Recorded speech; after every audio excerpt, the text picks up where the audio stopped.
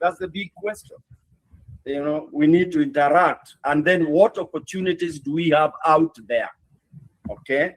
And then how can we really kind of get empowered, you know, through interactions, the open spaces out there. As much as there are challenges, we also have opportunities that are laying there that until you are guided.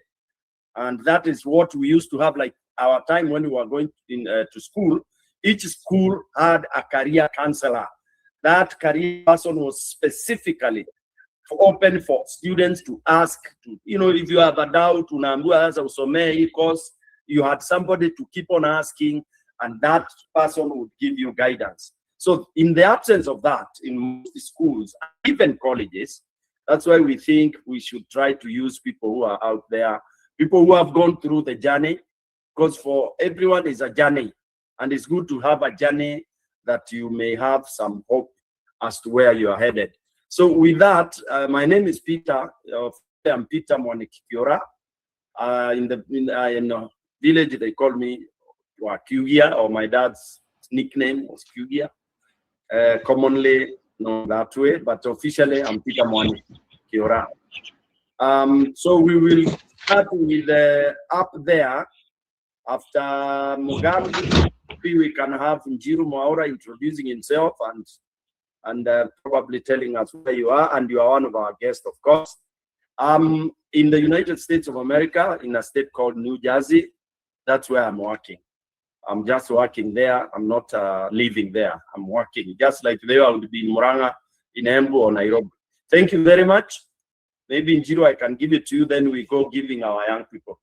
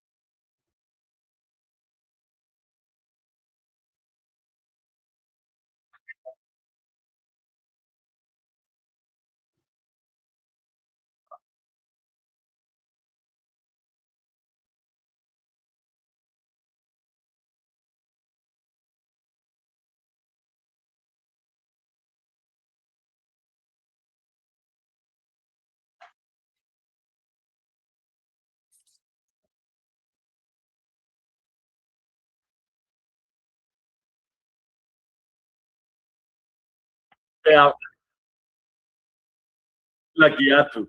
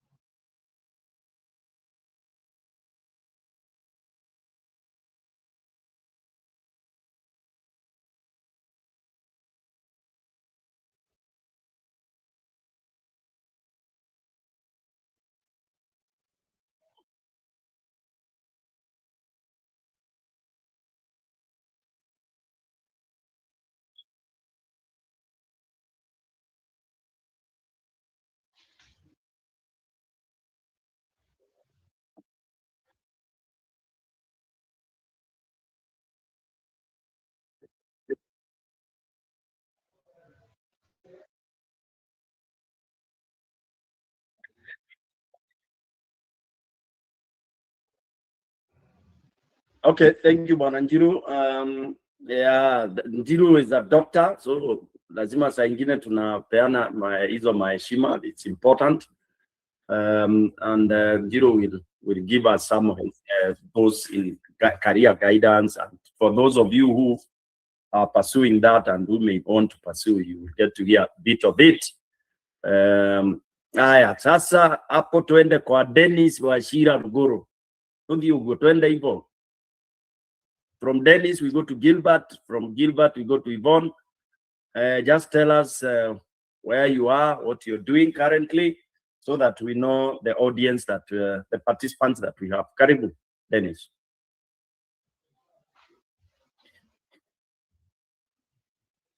And I would ask people to be very prompt so that we save time, because we say we want to do at least 1 hour of substantive discussion. Dennis Wachira. Okay, good evening all. I'm Dennis Wachira Ruguru, currently at Karatina University. I've been told to join this section, like sijui nini mnaongelea, lakini nimekuja tu kusoma. I'm currently doing Bachelor of Education Arts. Thank you. Okay. And Dennis, before we proceed further, and for the sake of those who may have just come very, very, very shortly, we said this is a mentorship program. We've been requested by college people, from four, those who are already graduated or those who are continuing to do that. Actually, it's a student mentorship or rather discussion to discuss various issues, including the pathway. What next? We have the big question is, so what next after school or after college, after your institution of training? Maybe you are in TVET. What next? What's the journey? That's what we call pathway. What is the career pathway? Because it's a journey you are moving. You may not have attained where you want to go, but where are you going? And then there is this gap. Most of us now don't have closeness, people they can look up to, people they can ask questions. What does one do when he reaches a certain level? For example, when you are doing this kind of a course, what is it? Inakuonyesha, inakuelekea, oma, what are the options up there on your way that you can begin to kind of sharpen yourself towards that? Like I've had people asking me, hey, how do you get to the United States? You know, and there are a lot of lies as to how people get to US, get to UK and all that. So when we have this kind of forum, you'll be able to really be told the truth of the matter.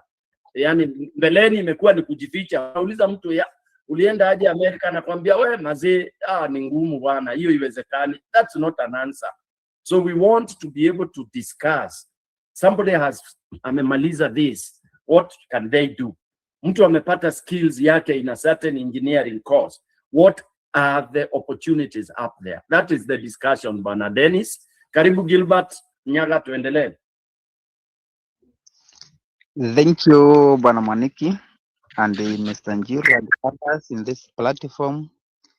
I'm thankful for that opportunity that you have given me. I'm Gilbert Nyaga, a teacher, currently Kandenge School, being the deputy head teacher there.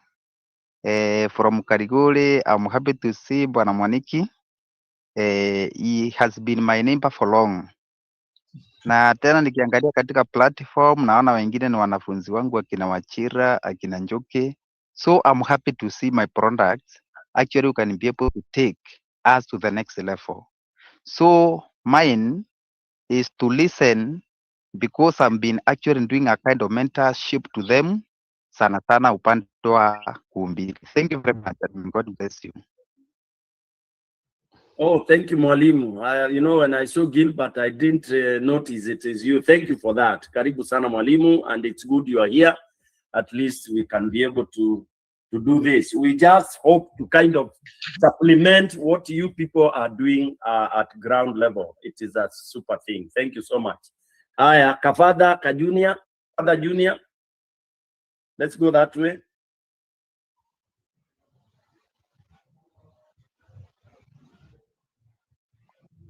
Kafadha Junior, is your chance. Go ahead. Kafadha Junior has some challenge. Joseph Kimanzi, Kafadha Junior akirudi ataingia. Joseph Kimanzi, Musieni.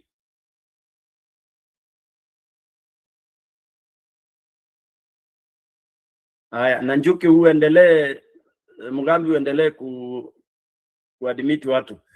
Joseph Kimanzi tafadhali. Wakati ni wako. All right, then we have David Ngai. David Ngai.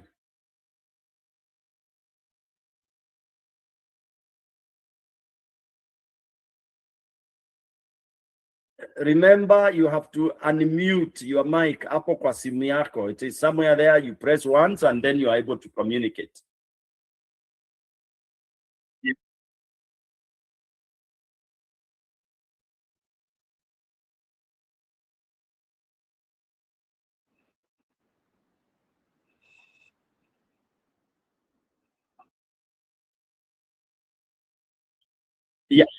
Yeah, and if you are in a strong Wi-Fi area, you can do that. It's very good also for you to be seen and also see other people. David Ngai. Okay, wacha niwasalimie nyinyi wote, habari ya jioni. Salama sana David. Kwa majina yangu ni David Muremi Ngai. Kwetu ni Kiambere, Embu County.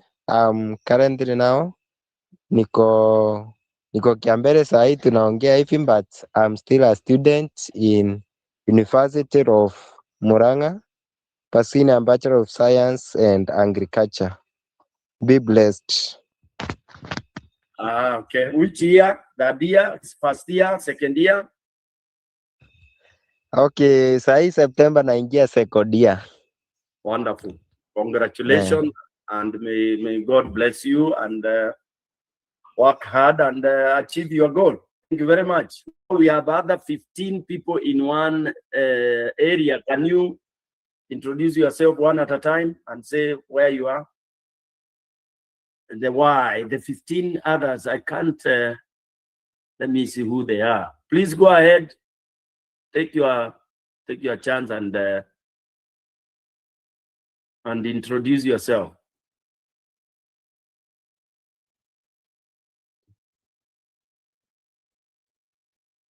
Aya, Marcus Kariuki Njiro.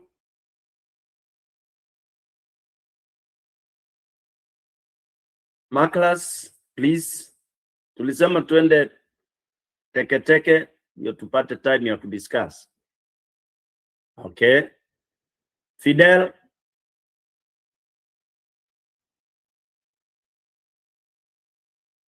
Fidel, can you unmute and introduce yourself and tell us where you are? Okay. Then I go to Gatwiri Sharon.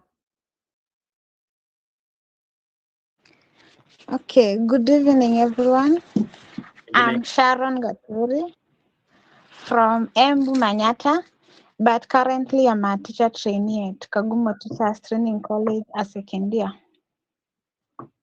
Oh, wonderful, wonderful, wonderful. Mwalim, second year. I'm sure you are already going to graduate, and congratulations in advance.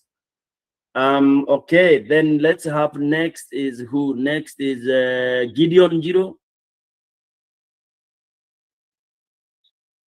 Bwana Yesu asifiwe. Amen. Kwa inwani jina naitwa Gideon Njiro Mwenda, wengine wanaita Nyagama Madhagu. Mimi nimetoka Chicago upande wa Kangara, Chicago constituency, Embu County. Mimi nafanya 2 courses. Diploma in orthopedic trauma medicine in Kenya Medical Training College. Second year, still I'm doing another course of Bachelor of Arts in Criminology, though preparing to join Kenyatta University this year. Oh, wonderful, wonderful, wonderful, Gideon. That is really multitasking, and you are trying to beat many many birds with one stone, which is very good. Yeah, that is one of the very key things for anybody who is able to multidiscipline. That is good, because the world of today calls for such kind of a challenge. If you get that opportunity and you are able to do that, it is good. Okay. All right. Fidel is saying he's not in good position to speak. That's okay. Yeah, I know some of you could be at work, others would be maybe traveling or whatever, but it's okay to listen. And then, of course, you can text your comment or answers or questions if you want. That is no problem, and we shall be able to read and announce. Then we have Ivan Travis. Ivan, whichever way you may want to pronounce, you forgive me, I may not pronounce it your way. Ivan or Ivan. I think it's Ivan Travis. It's your chance to introduce yourself. Okay, then I have who? Marcus, did you introduce yourself? Yes, I think you did. Puri Soni. Puri Soni. It's your chance. Yes, good evening, everyone. Evening. I am Purity Modoni from Embu County, Berenport. I am a graduate, having pursued a diploma in accounting, but right now niko Saidaso at Meru County. Yeah. Oh, wonderful. So you are working in Meru County? Yeah. Okay, great. That's good. That's good.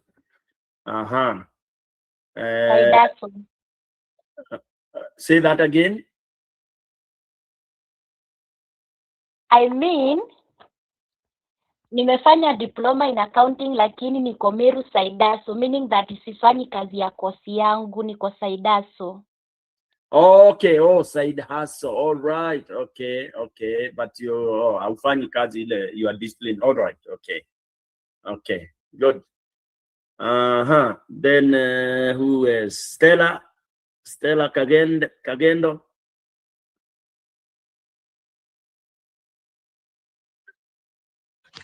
Hello. Hello to you. Naitwa Stella from Embu County. Currently, I'm nurse in Gategi. Gategi. Yeah. What are you doing at Gategi? I'm a nurse. You are a nurse. You are in medical or in health. Oh, that's very good. Gategi Health Center.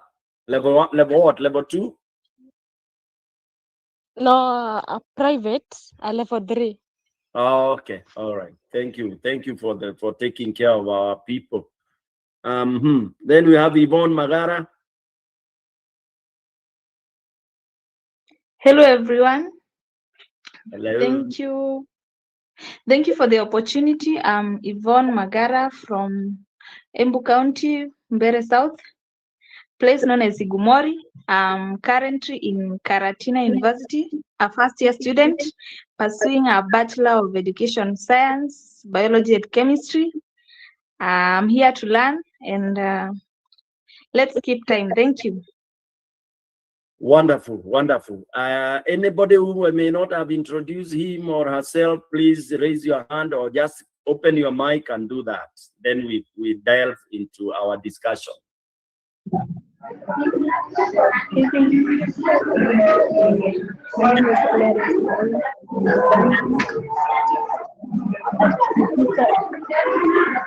Florence,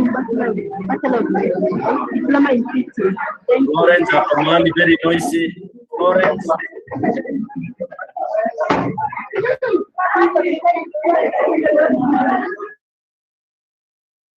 Florence are in a very noisy place. Anybody else? Let her maybe position herself proper and then she will come. Anybody else? All right. So hello everyone. Yes, yes. Oh, Emmanuel Muteti, endelea. Okay, I'm Emmanuel Muteti from Kiabere, Karura. I'm now doing public health in MTC. Thank you. Wonderful. Karibu sana, Emmanuel Muteti from Karura. Good to see you. I'm sure you are in the same area with Mugambi.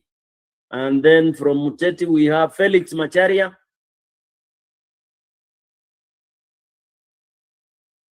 Felix. Okay. I think we, unless there is anybody I've left behind, Powell Macharia. Powell Macharia. Good evening, everyone. Evening. I'm Powell Macharia from County, Mbere South, let me say Karura. Yeah, currently in University of Nairobi, Kikuyu campus, taking education, arts. Yeah. Wonderful. Very good. So actually the forum, that's the forum, Bonanjiru. And yeah, as we said, we are discussing the big question is, or rather our topic is, what next after college, or what are the pathway even when you're in college? In short, what is it that is in this journey? And this is yes,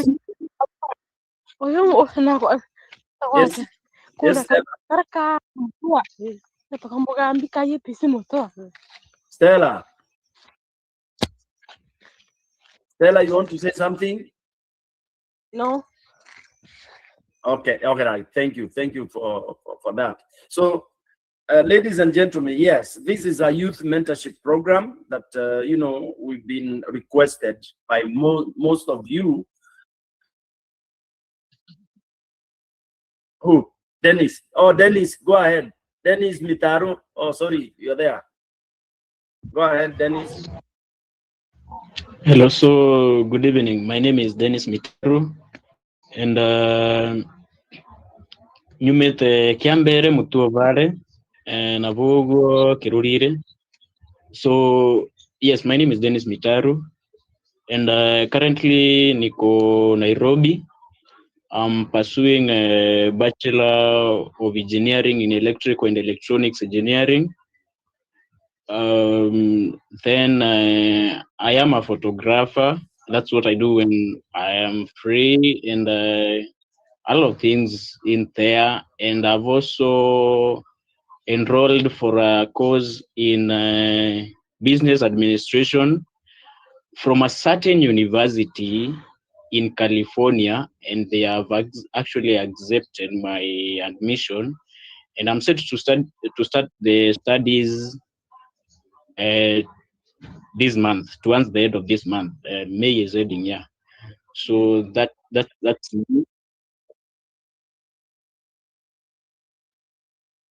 I'm not traveling. I'll be studying online. Yeah, because yeah.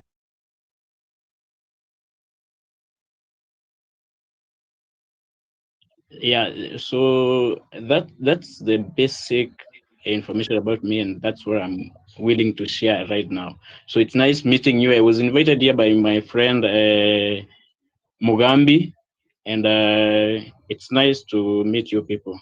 Let's have some good time.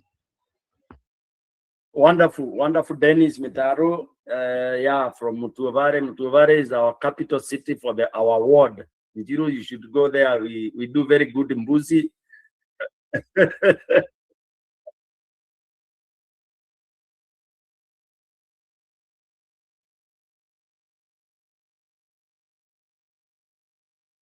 You go there now. It has moved, although not to the level that we would have expected for the last 10 years.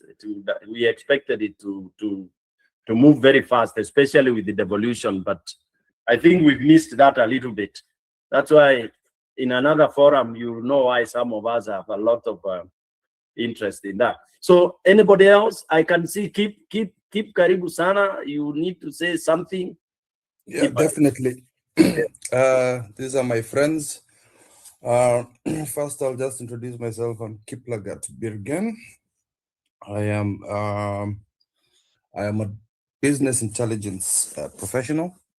That entails data, a lot of data. I work with a lot of data. So I am between a data scientist and data developer, data scientist, data developer, and data analyst.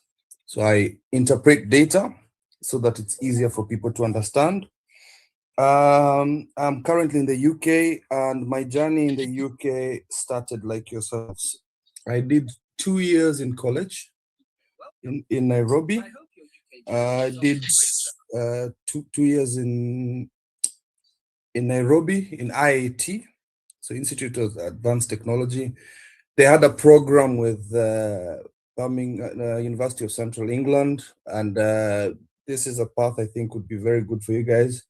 I only did 1 year in the UK, then found a job.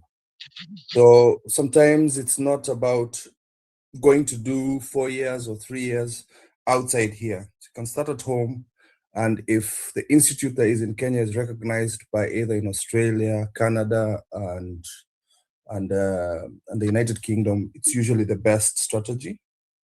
So that is how I've been here for the last 20 years. So when I had my friend Stone PK Peter doing this, I thought I'd also give a bit of advice on how I got here. Yeah. Thank you so much, Kip. Yeah, this is the purpose of trying to, kind of show our youth that the journey, sometimes the means justifies the end, or is it the end justifies the means? One of the two. You take the best. If it's easier to reach your journey, if you can take a helicopter, so long as it doesn't crash, then that's cool. So thank you, Kip, for that. And at least we've had one of the guys. Is it Dennis? Yeah, Dennis is also combining that, and he's already admitted in one of the colleges in California. And I think that's good. And those who are here also are getting the idea. So basically, yes, that is the purpose of us having this. So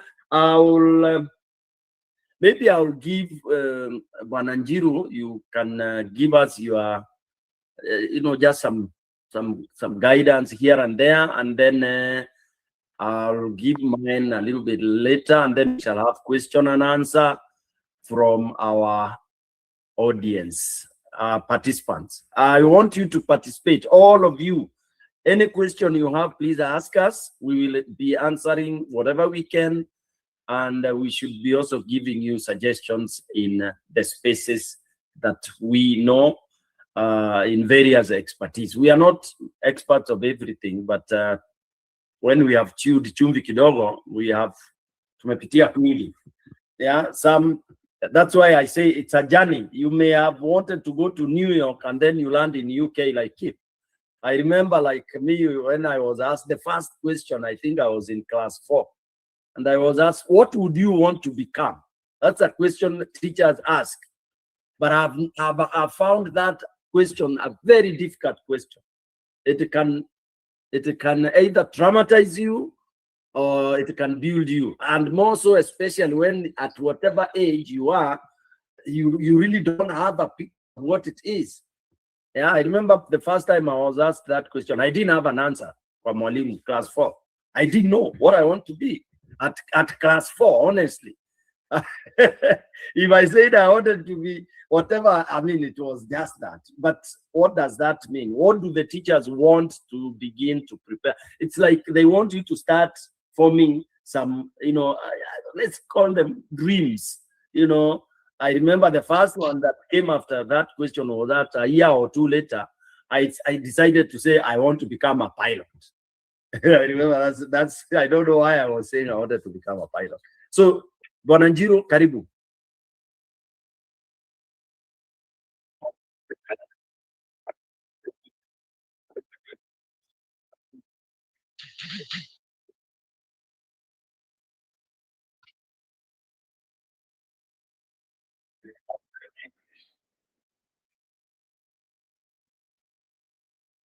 No, ni Birgen bana. Kwa Naitwa sababu ni Birgen. inatoka kwa jina inaitwa Kibirgen. Kibirgen, Kibirgen. Son of Birgen.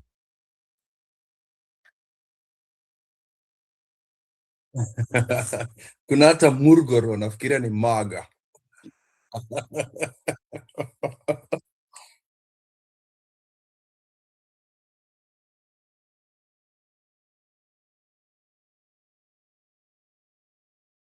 It's true. It's true. Yeah.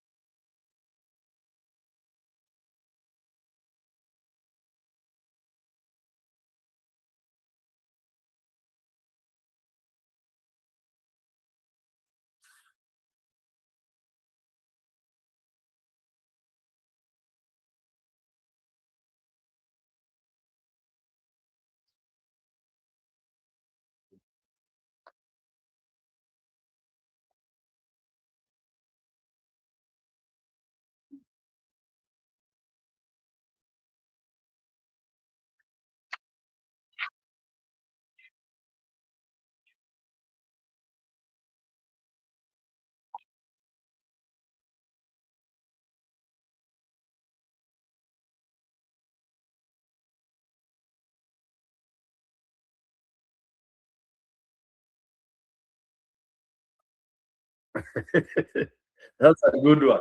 That's a good one. Yeah, between the age 17 and 40, it's the time you are doing every sort of thing. I would call it, you are trying to grab any opportunity that is coming.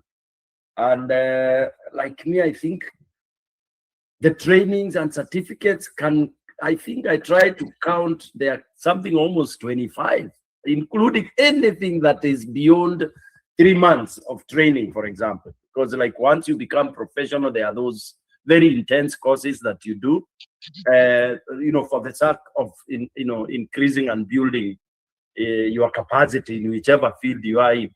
And that is when you are able to do that.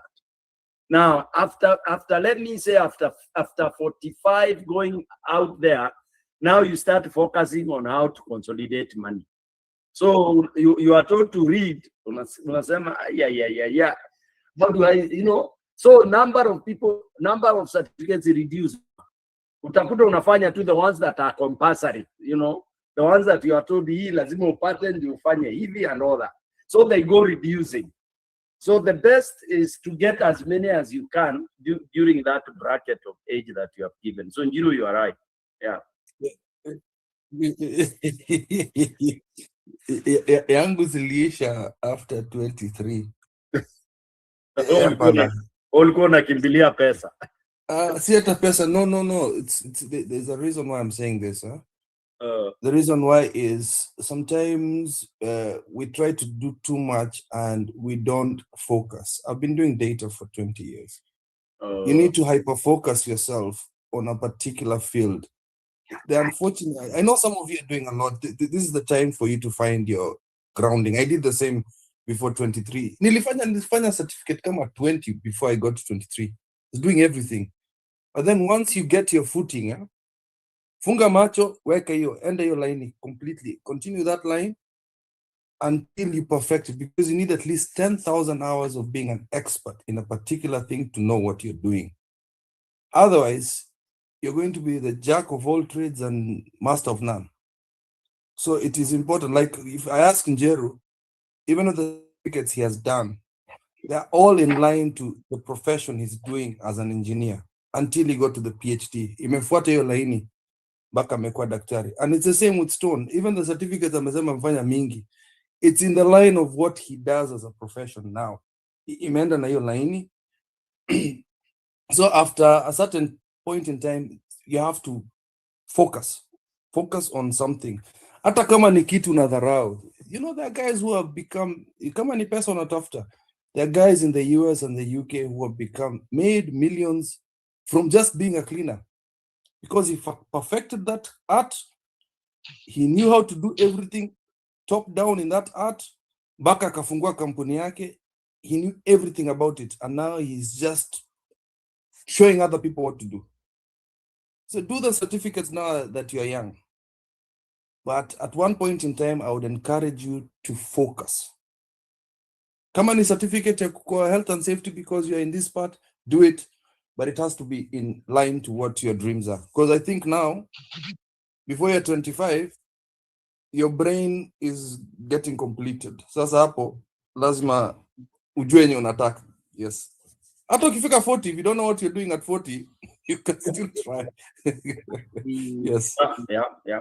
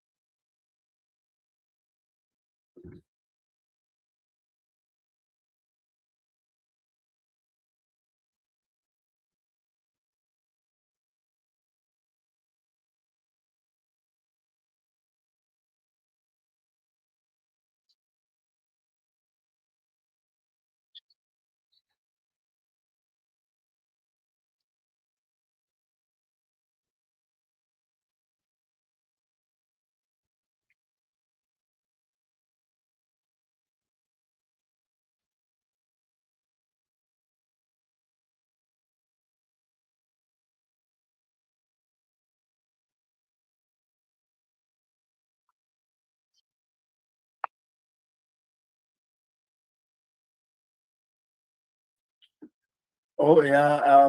Okay. Of course, one of the things that have it just came in like it begins like, for example, it's peer pressure or even societal pressure was to get married, because as you are in college, you have friends, you have girlfriends, and you are reading. And even if you decide, oh, me, I want to marry after I graduate, but then here you are, you unatembea hivi, you see a good lady or a good man, and then you become friends, casual. Watu wanaanza, oh, ni casual too. You are studying together, or you met.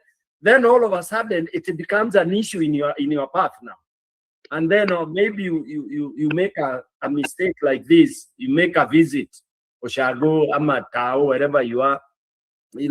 You introduce her or him to your brothers or sisters or your mom, and then you did it as if it was a weekend out, and then after a week or two, when you come back, unaulizwa, na ulikuwa umekuja na huyo kijana ni wa wapi? Then sasa huyo ni Njeru kutoka Kindaruma. Oh, okay. And he looked like he's a good man. It's a good, ni rafiki mzuri. That is maybe your aunt or your mom or your sister indicating. Then you start developing ideas. And whether you want or not, if they really, it's them up in the society who look at you and say, now Jiru is about to graduate. That like graduate. Si graduate na awache mtu hapa. Like in our society, that's how it is. Embu, huko mbele, kwa kina Kip, African way of doing it. Sasa Njiru unajua akigraduate alafu aende Nairobi kutafuta kazi, ni nini itakuwa inamrudisha hapa? So they start colluding and they pile that pressure on you without you knowing until you succumb. Now once you succumb, umeingia kwa hiyo. Sasa that holds you momentarily, especially once you fall into it. Oh, unasema sina, kunaambia hapana, tutaoa. That time they are telling you tutaoa huyu, we'll get her or we'll get him, we'll help you. Then that, for me, for example, not derailed, but it slowed me a little bit. Of course, it was but good luck for me. I had already finished my first college, so I was working. But my aim was, I had target when I wanted to begin a family, but it was brought close. I mean, what do you call it? It was fast forwarded, like 10 years earlier. Because I had given myself, like you say, I want to marry at 25 or 27 or even 30. For me, I was even saying 30. I think I wanted to marry at 30, 32, when I feel like ati nimemake do niko hivi na hivi. But, that never came to be. So again, that slowed me. I had to focus on that. You're doing wedding, maneno mingi hapo.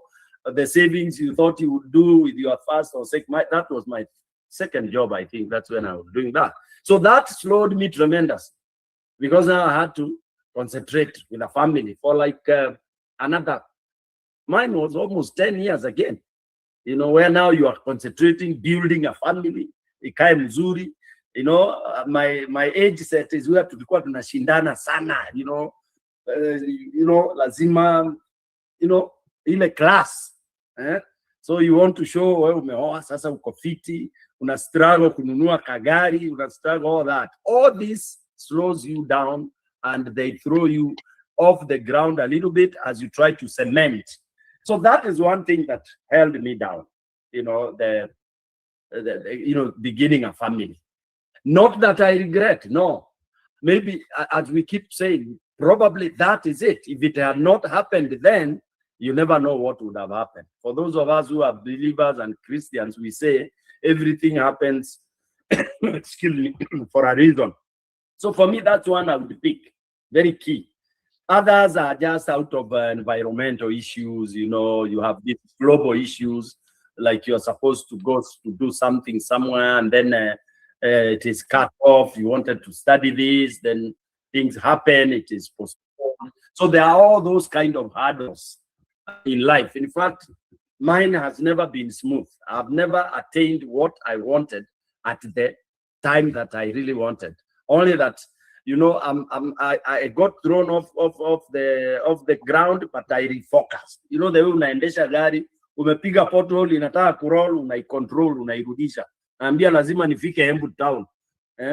Nimepiga pale Mwanyari, inaenda Kiretile, una lose control, unairudisha. That has been my journey.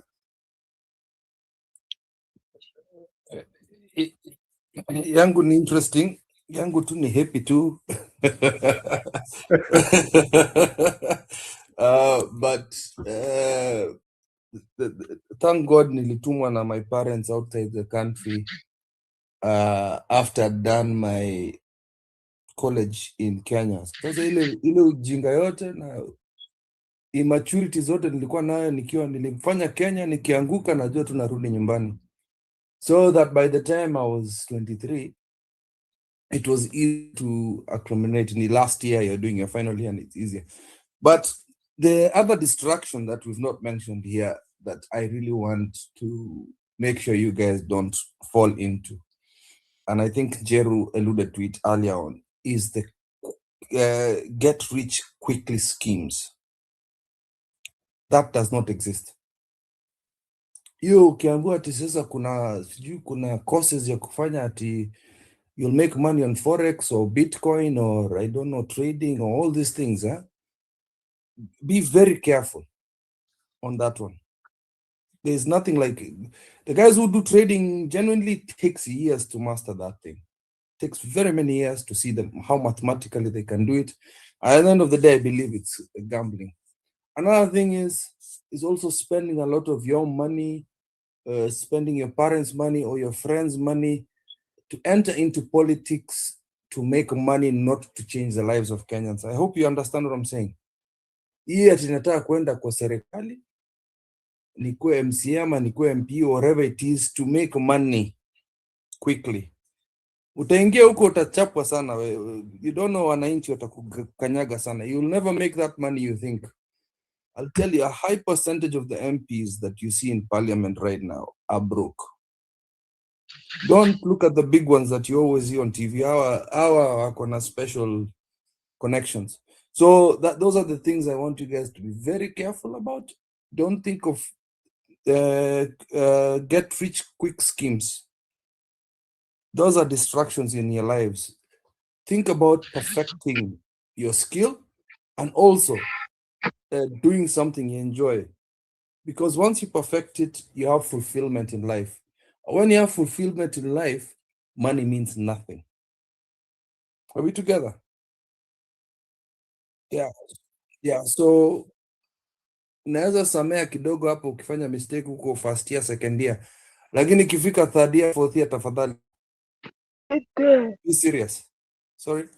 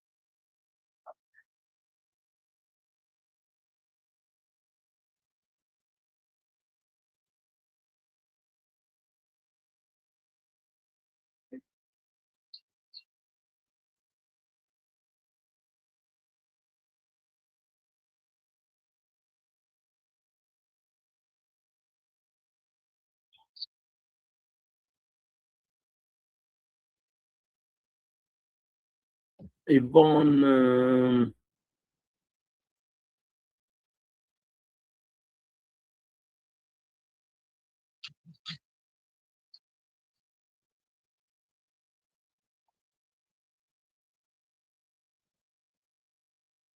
teaching. Yvonne hayuko lakini mwalimu yuko. Yeah.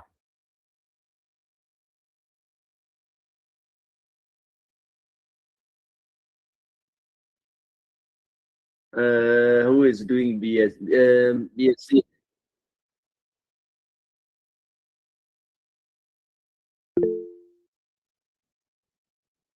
Yeah, kuna B.Ed hapa. Is right. Who is doing B.Ed? Raise your hand. Anyone?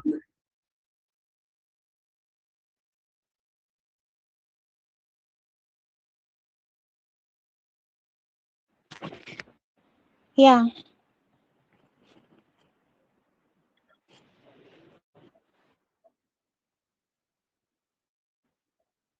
Diploma in secondary teacher education, year 2.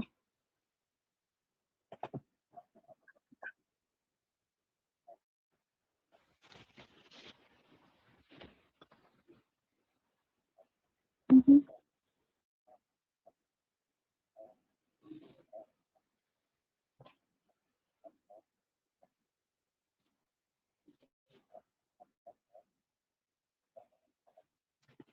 Mm.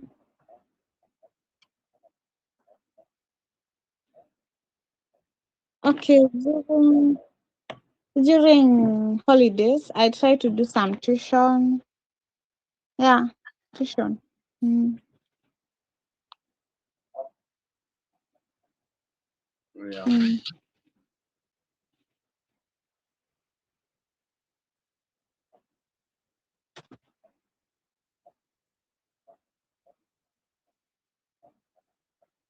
Mm.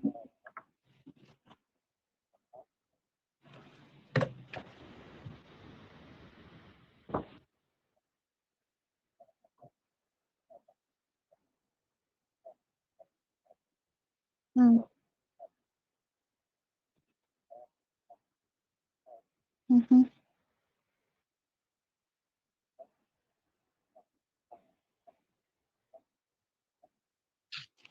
No, I don't think so.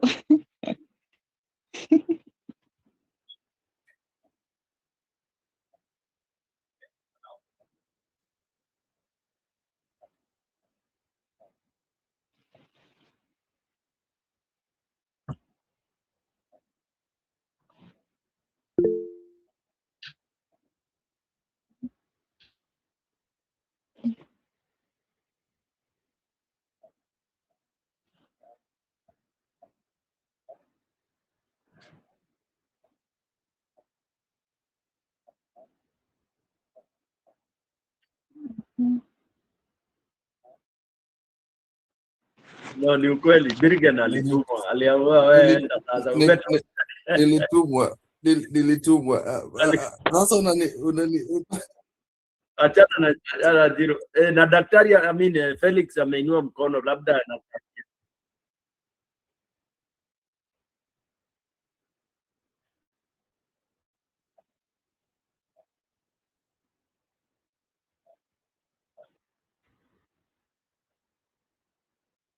yeah.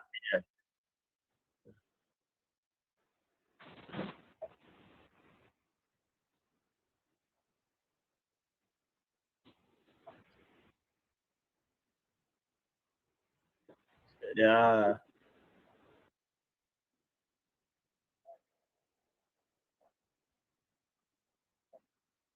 No, it's good. Mhm.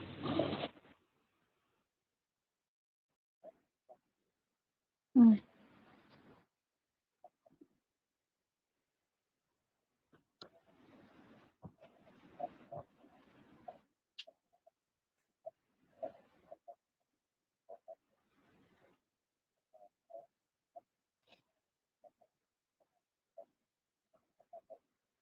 Mhm.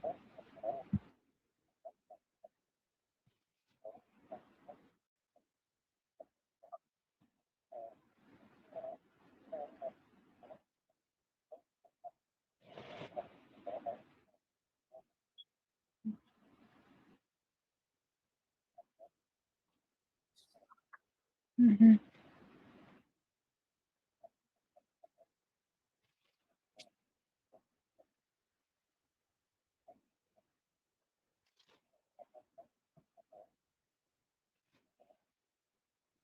Okay.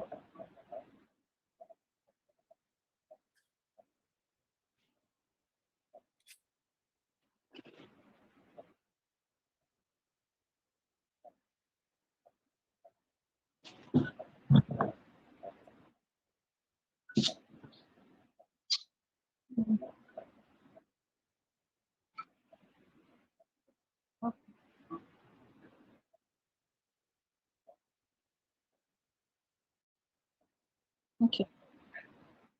Felix.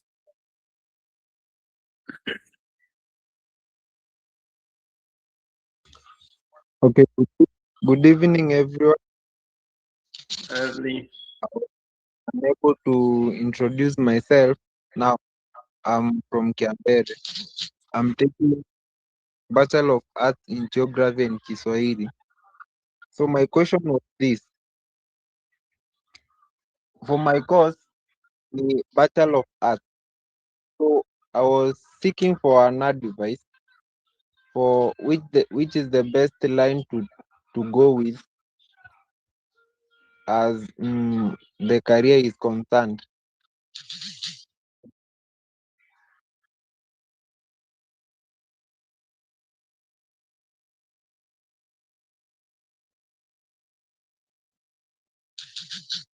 Yeah, there is. Is it Dennis? The Nairobi BSc ngoja.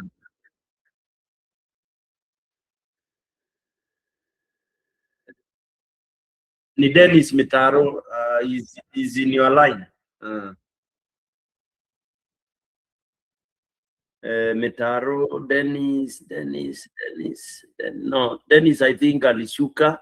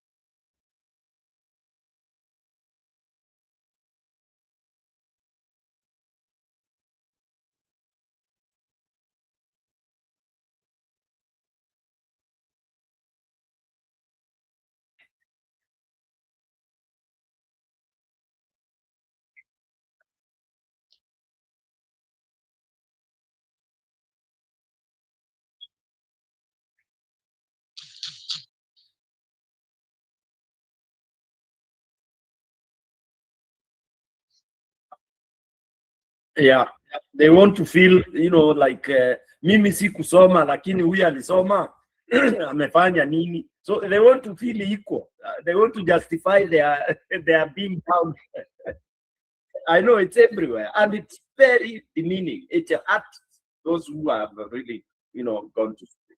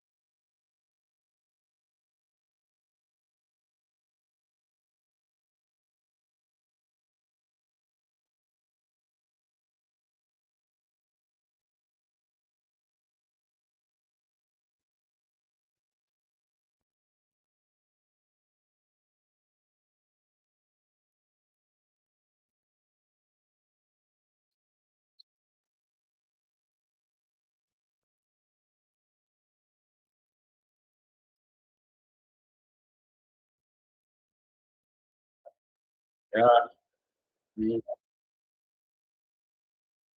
yeah, yeah, yeah.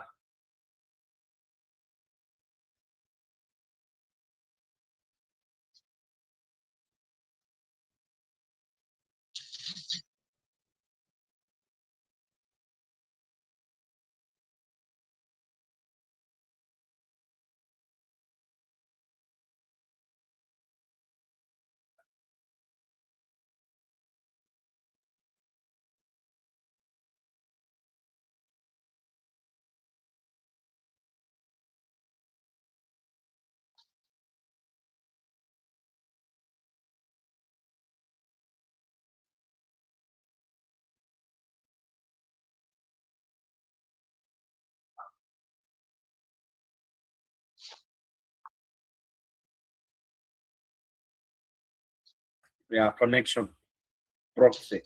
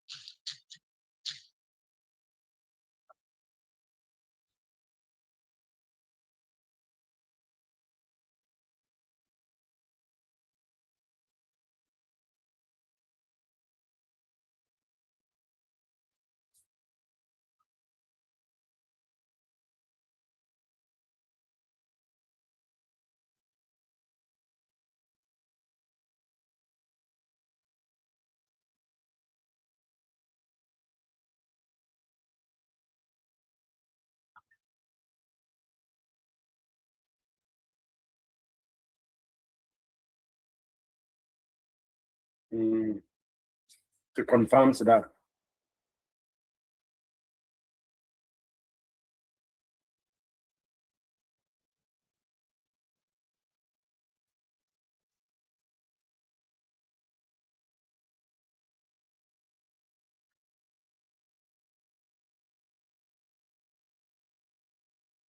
Mwalimu yu ngari yuko. Hmm?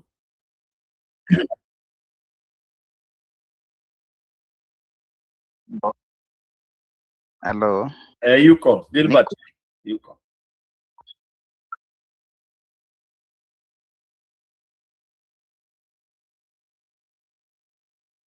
Mm-hmm. Mm-hmm. Mm-hmm.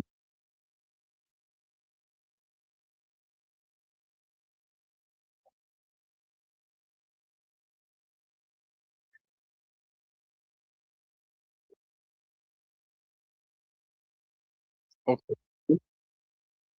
Mm.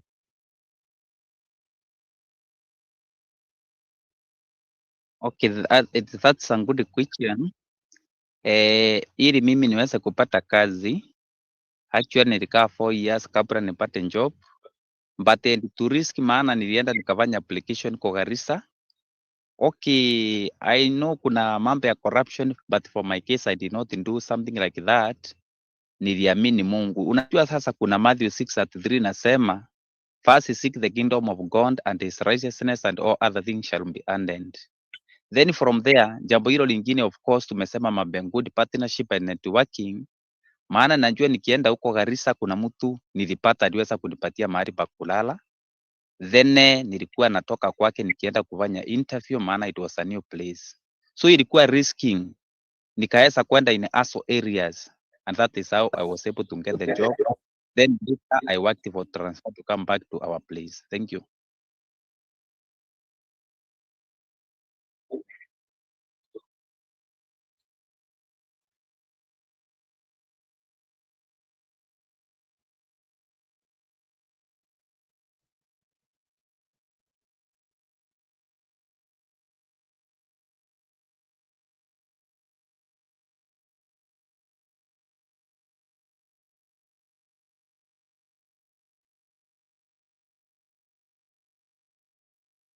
Okay, the process is not the same, but also it depends with the period when you graduated, because during our time, TSC was doing replacement due to the teachers who have left the service due to natural attrition.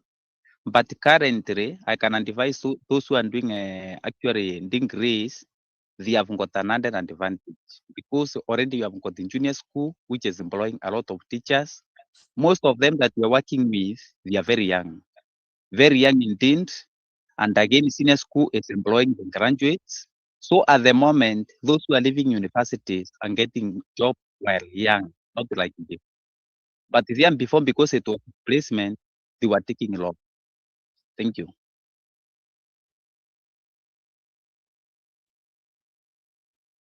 Oh, hiyo miaka 4 ilikuwa nafanya na Diocese of Embu, Catholic in Diocesan schools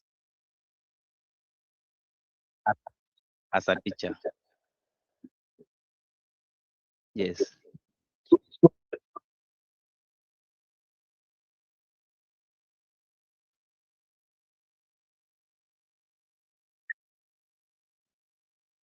Yeah.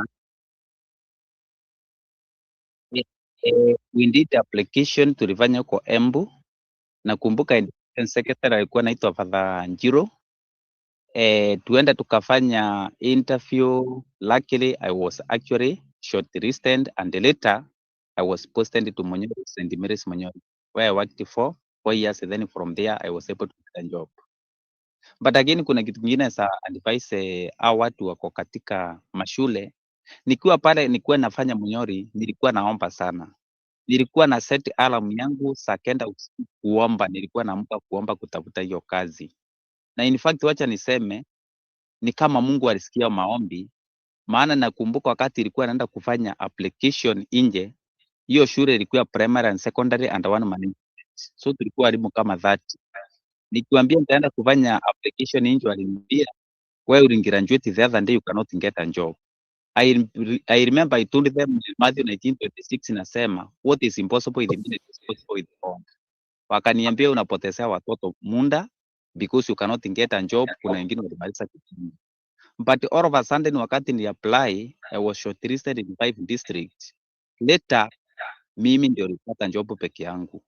Hata wenye walikuwa wamemaliza kitambo hawakupata. So kuna mambo hata ya kuomba. Keep God first and you find things working. Thank you.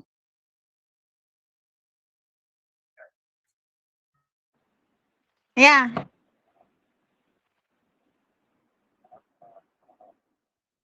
Mhm.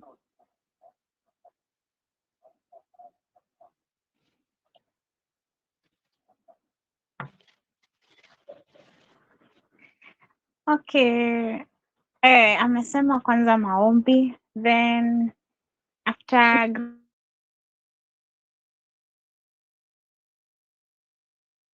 graduating maybe ama any other job too as I wait to be employed at TSC.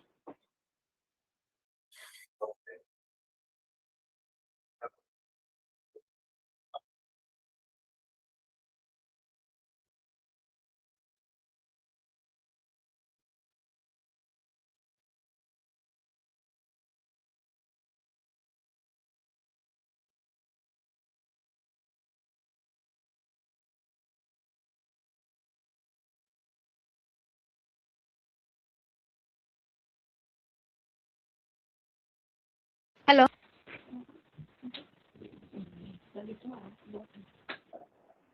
Hello. Network ilikuwa imepotea bana. Rudia, sijakusikia vizuri. Yes.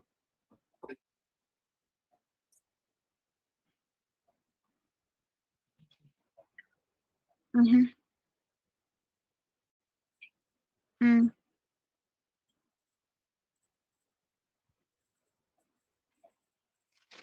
Yeah, niko na two like 5 hivi, 5, 6. Mm.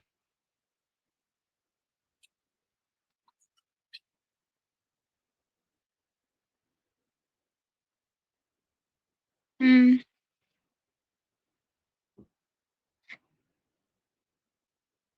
I have like 2 of them. Mm. Mhm.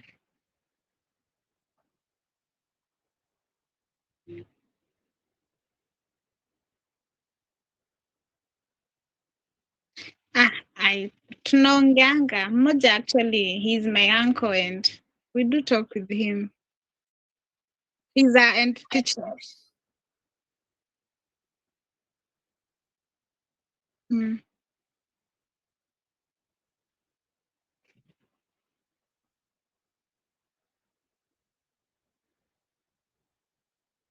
Mm.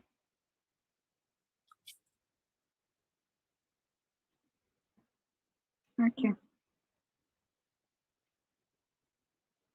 Welcome.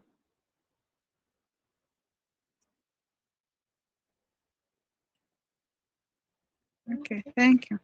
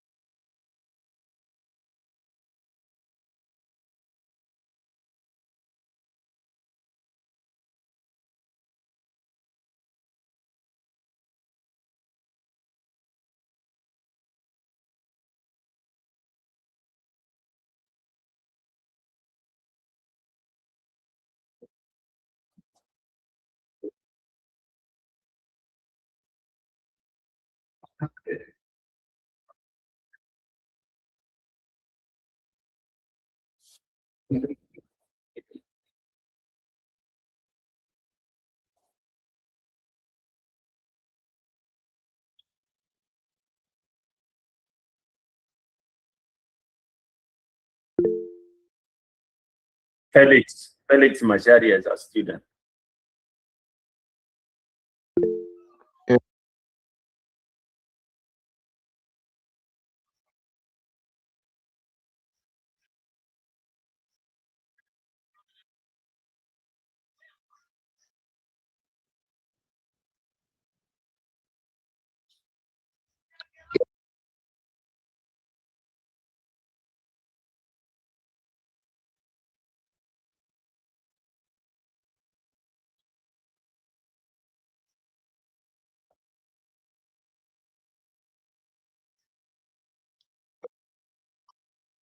Yeah.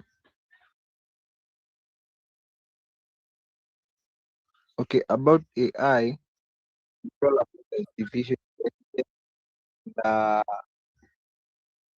I have been introduced to it by my friend mwenye anafanya writing, so ni through anatumia account ya brother lakini polepole to get an account for myself. So through the AI, it is the writing one, it makes it easier. It's earning a lot. So the challenge ni hiyo kupata.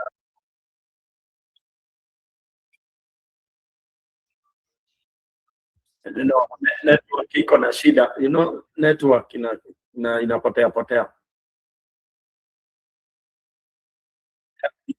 I'm introduced you by a friend who is using AI to write, I think, reports or something like that.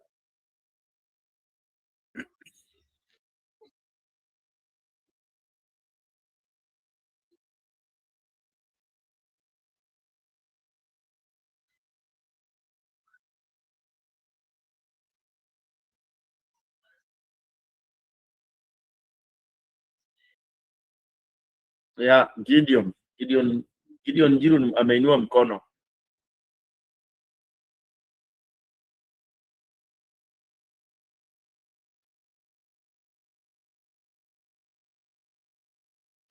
Anaye pia niwe unanipata vizuri? Yeah. I mean, AI is an artificial computer that do things normally like human. Ina replace human capacity kufanya task, especially me on my side of it, kama AI tunaitumia kwa medical diagnosis. Mnanipata? Yeah. Inatumika kwa medical diagnosis, to do research of various diseases.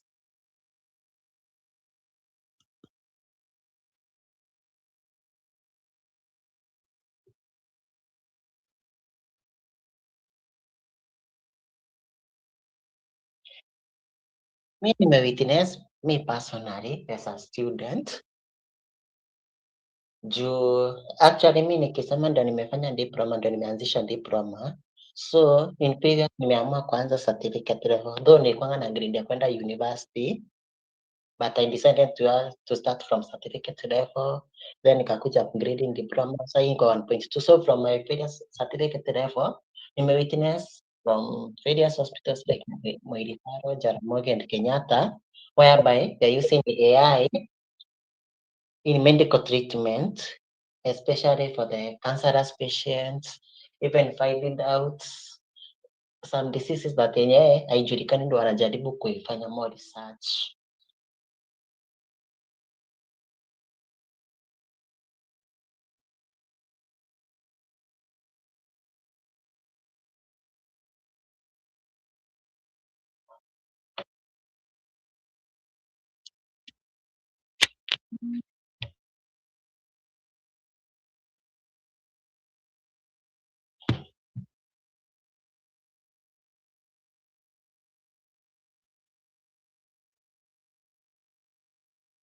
I'm still here. I'm still here. Oh. It's John. Okay.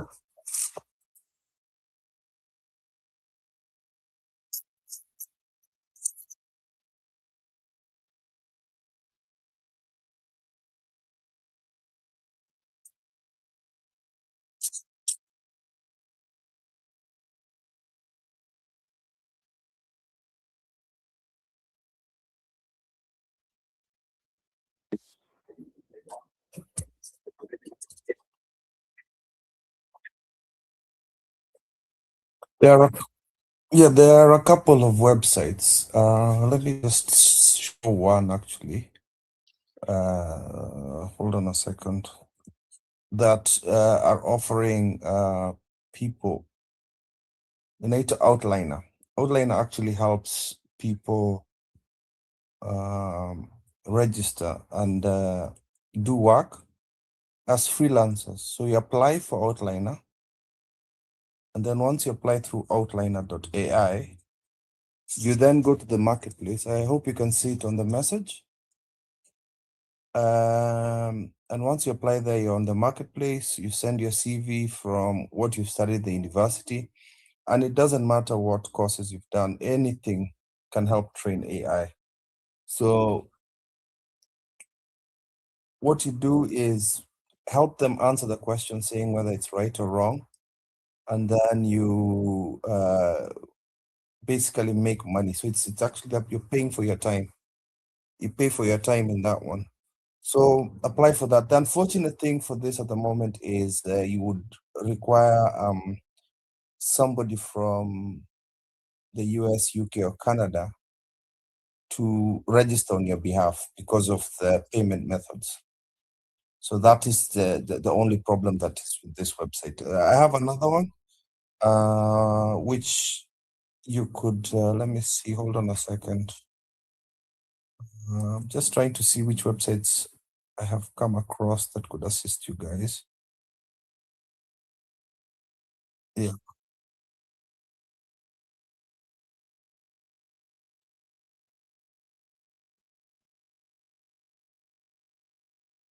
So it's about, it's about also other websites where you can sharpen your skills. These websites like fiverr.com, people per hour, where you register and you actually offer your services, whether it's as assistance, if you want to be an assistant. Here is what I like about what Jerry is saying here is, other than studying, it's also looking for ways to survive, ways to make a living. It's quite important. There's this one here, fiverr.com, people per hour. Fiverr has become very popular right now. There you just have to compete with the people from Southeast Asia for that, but I think the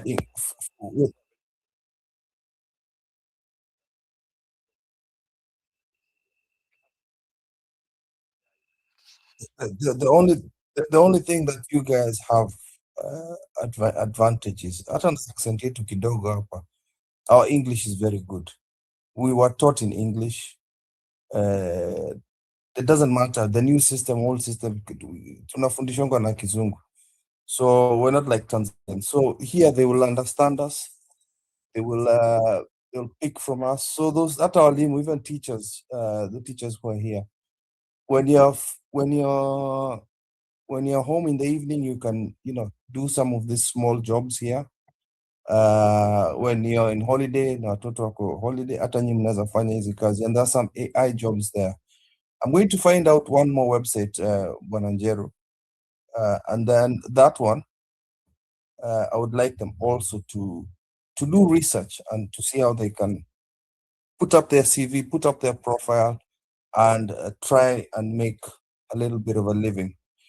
AI is still bado ni mchanga, so it's something that we still need to do research on. And these are some of the websites that are providing that work. And you can learn a lot of these things. You've got something called YouTube. YouTube can teach you a lot of these courses for free. Bure, you don't have to go to university on that. You learn it and you become experts in that. It's about commitment. I think there was a teacher like here who was talking about faith and also commitment. Faith goes with commitment. Ni kujinyima, you give your time, unaamka asubuhi, unaomba na kuanza kazi. You don't know 1-2 years of doing this, persistency, you will get something. Njeru, as we're still talking about AI, I still wanted to also add other kinds of jobs. Kuna kazi zingine hapa that are high in demand that muzungu hataki kufanya. So you'd find healthcare work in the US, in the UK, which is a route to skilled work. So registered nurse, senior care workers, allied healthcare, workers. I would avoid trying to start with Kenyan agencies. I prefer you go direct and kuangalia where these jobs are. There are very many job boards in these countries. Oh, sorry, go on. But I have concerns that currently most of us as youths, we mentally that once they have completed their studies, they're expecting to be employed directly, yet they can't use the critical thinking of being independent. That's correct, Mwalimu. This is why I'm giving these websites, the critical thinking part. I want you to go do research on the website we've given you. This is just an introduction as to what you need to do, so that when we have the next course, you come and tell us what you've gone through. Because it's not a silver spoon, and that's another thing which we're trying to say. But as we continue, Germany needs skilled migrants, and this is very important. You're in Embu, most of you.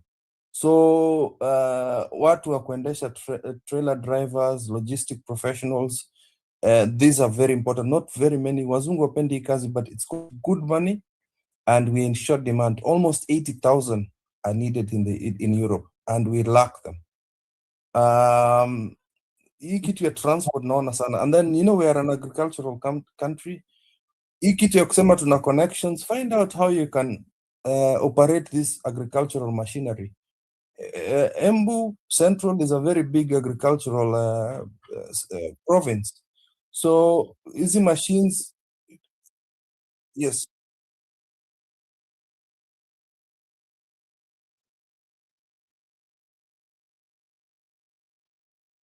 Yeah. Yes.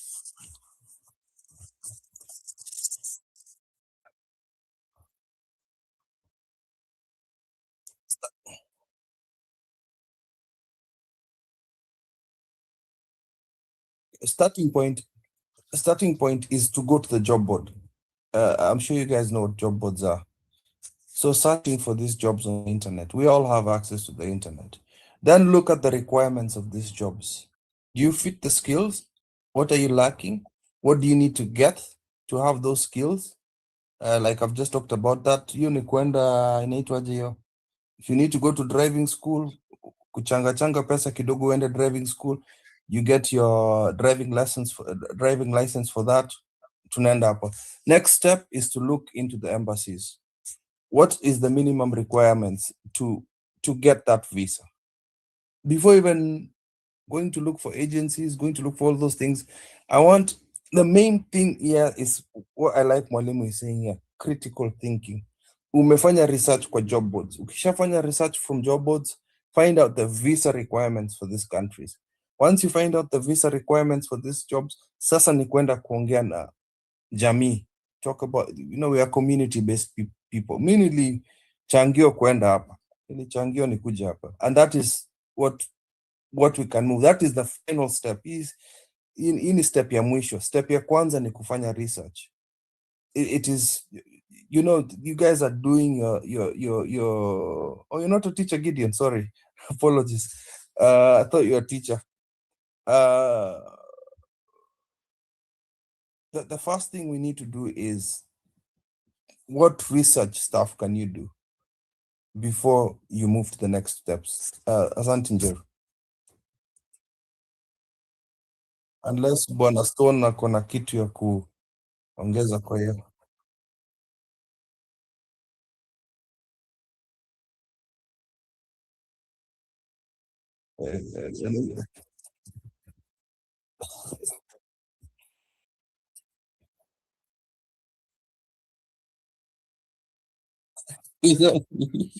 Unajua hapa tuwezi ongea siasa hapa.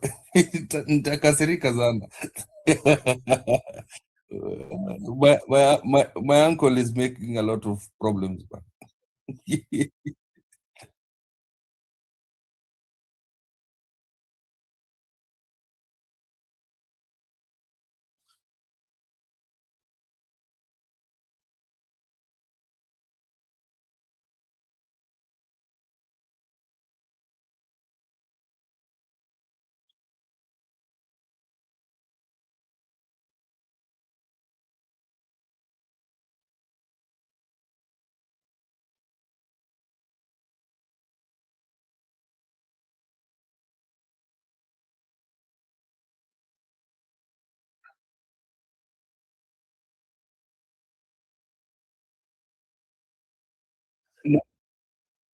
This session we'll be doing it like fortnightly. So I'll be letting you to know.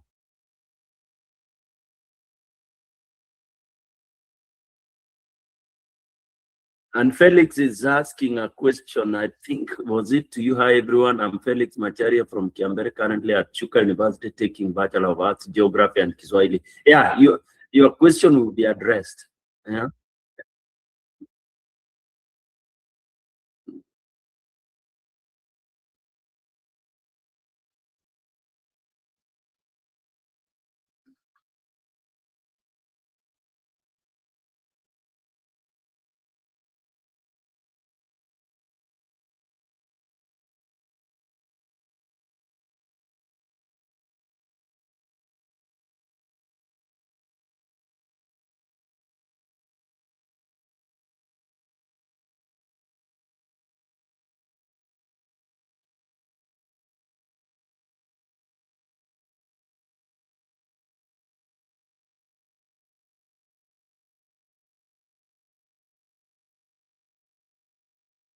Yeah, until you come here. Yes. Yeah.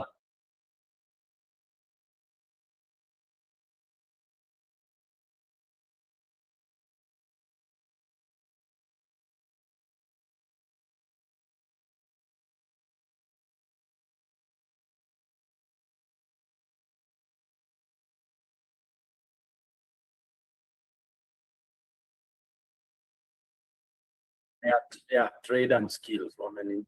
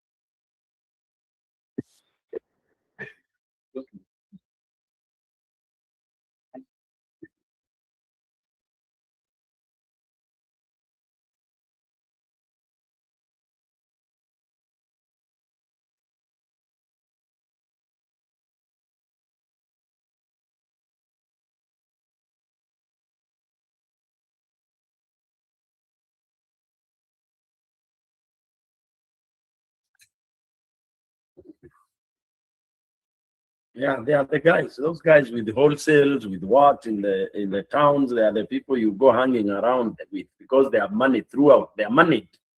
Their income is daily. You know.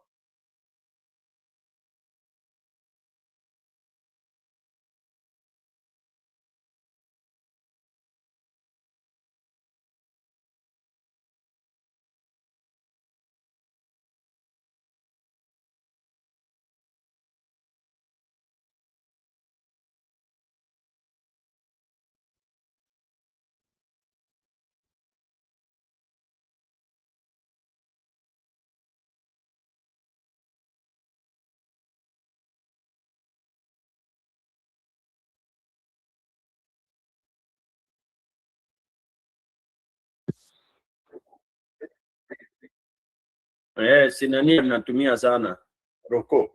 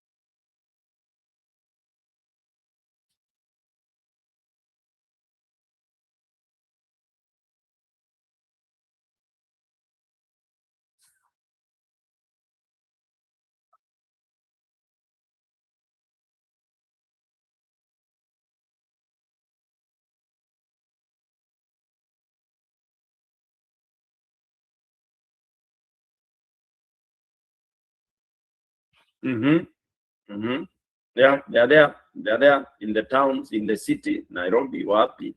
Yes.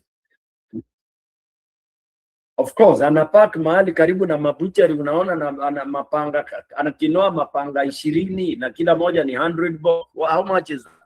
He earns more than a fundi. Yeah.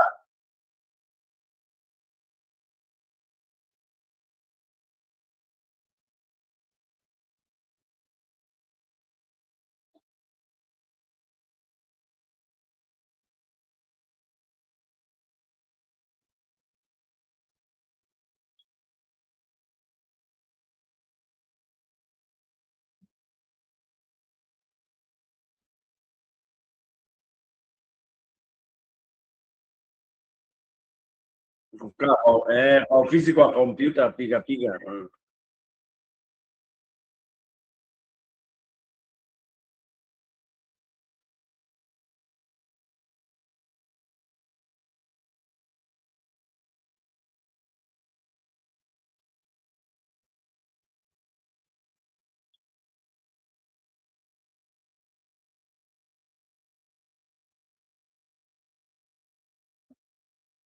You have to Google blue collar millionaires when you have time. NBC. Mtu ana sweep chimney bana ni millionaire in the US. Yeah. Sometimes the media focuses on the wrong things. Vocational work. Upper plumber makes about 1 million Kenya shillings a month.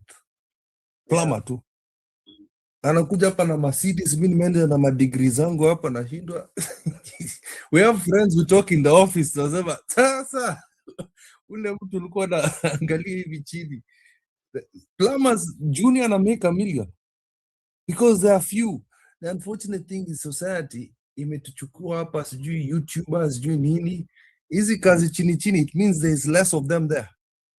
Is less of them doing that, and they are perfecting it. You remember at the beginning of our discussions, I talked about 1,000 hours of perfection. That's what I mean. Where's enda kufanya hiyo kazi anafanya, not because ati unaiangalia chini, it's because he has perfected it. Where's kama wa carpenter uambiwe ufanye carpentry, you can't do it yourself. You can't. Yeah. We have like 30 minutes to go, and yeah.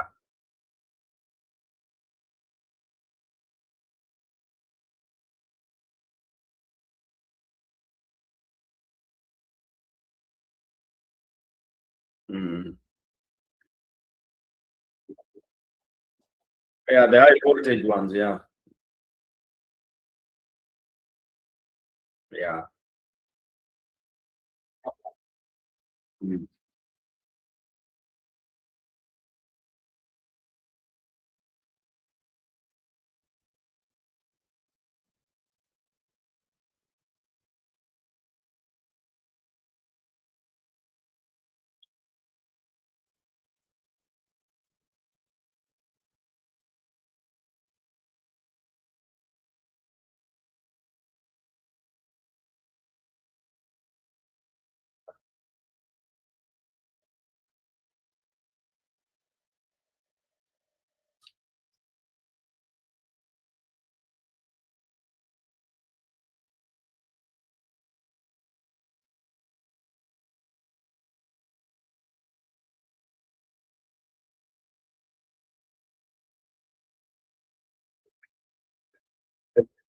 Okay, lakini Felix hujaguzia answer yako ama unataka mimi what do you think? He asked, anafanya nini Kiswahili na geography na Kiswahili mwalimu. What do you think?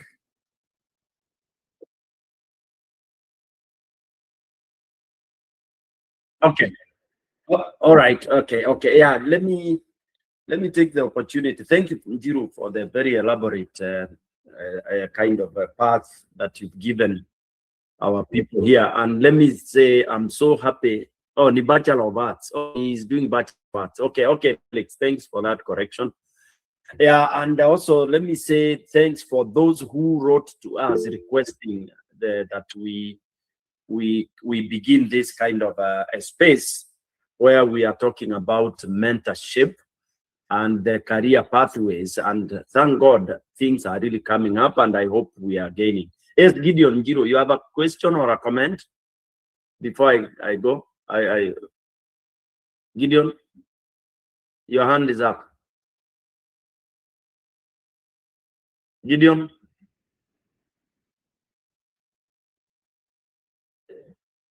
Gideon Njiro, your hand is up.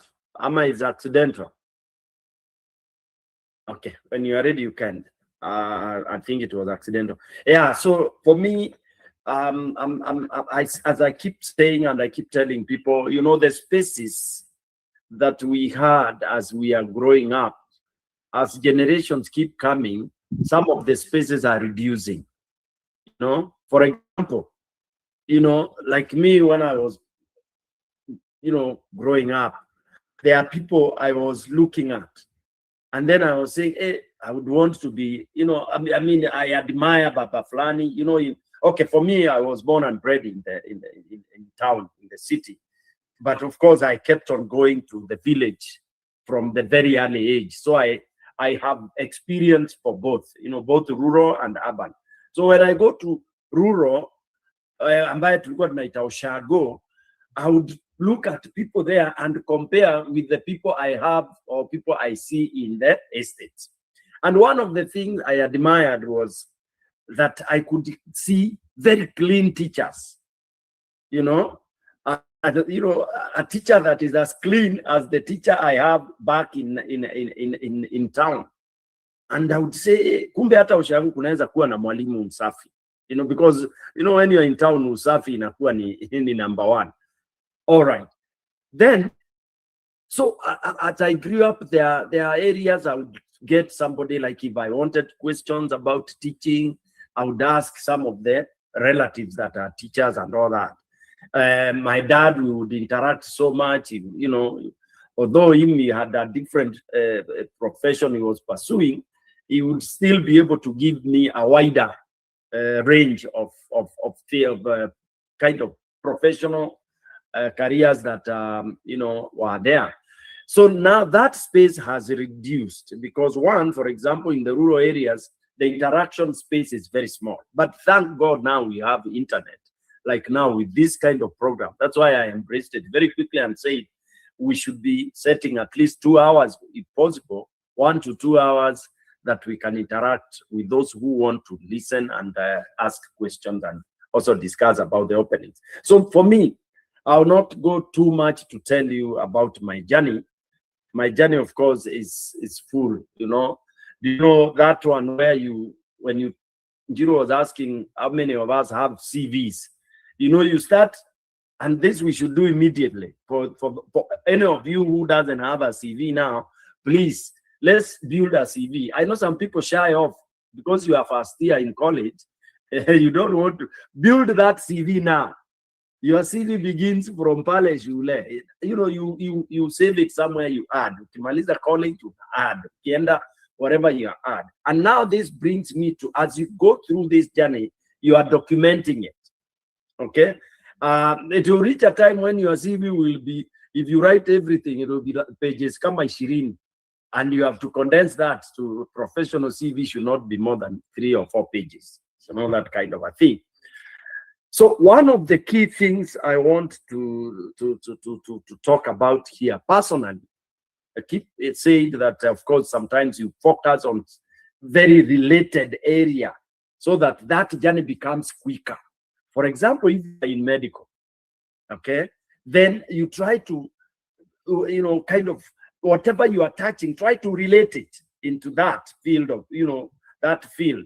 You can stray kidogo hapa na pale, but it should all focus to that area which you can easily, you know, float through or swim through. One of the key points I want to tell people in terms of growth and path is you should have the heart of volunteer, the heart of volunteering. What Njiro was calling ile kuenda kuona, unapelekwa kwa duka ya mtu na anko yako, ukaange na anko yako hapo karibu mwezi moja before. Unakuwa tu ni mandazi unapewa jioni, ama kama ni hoteli unapewa tu chai jioni unakula basi. It's key, it's important because one, you are being exposed.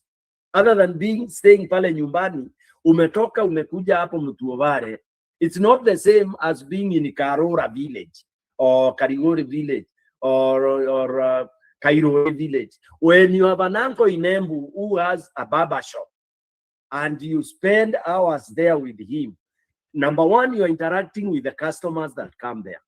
Number two, you are listening to the current affairs and how life is because barbers have a lot of information because they gather from their customers.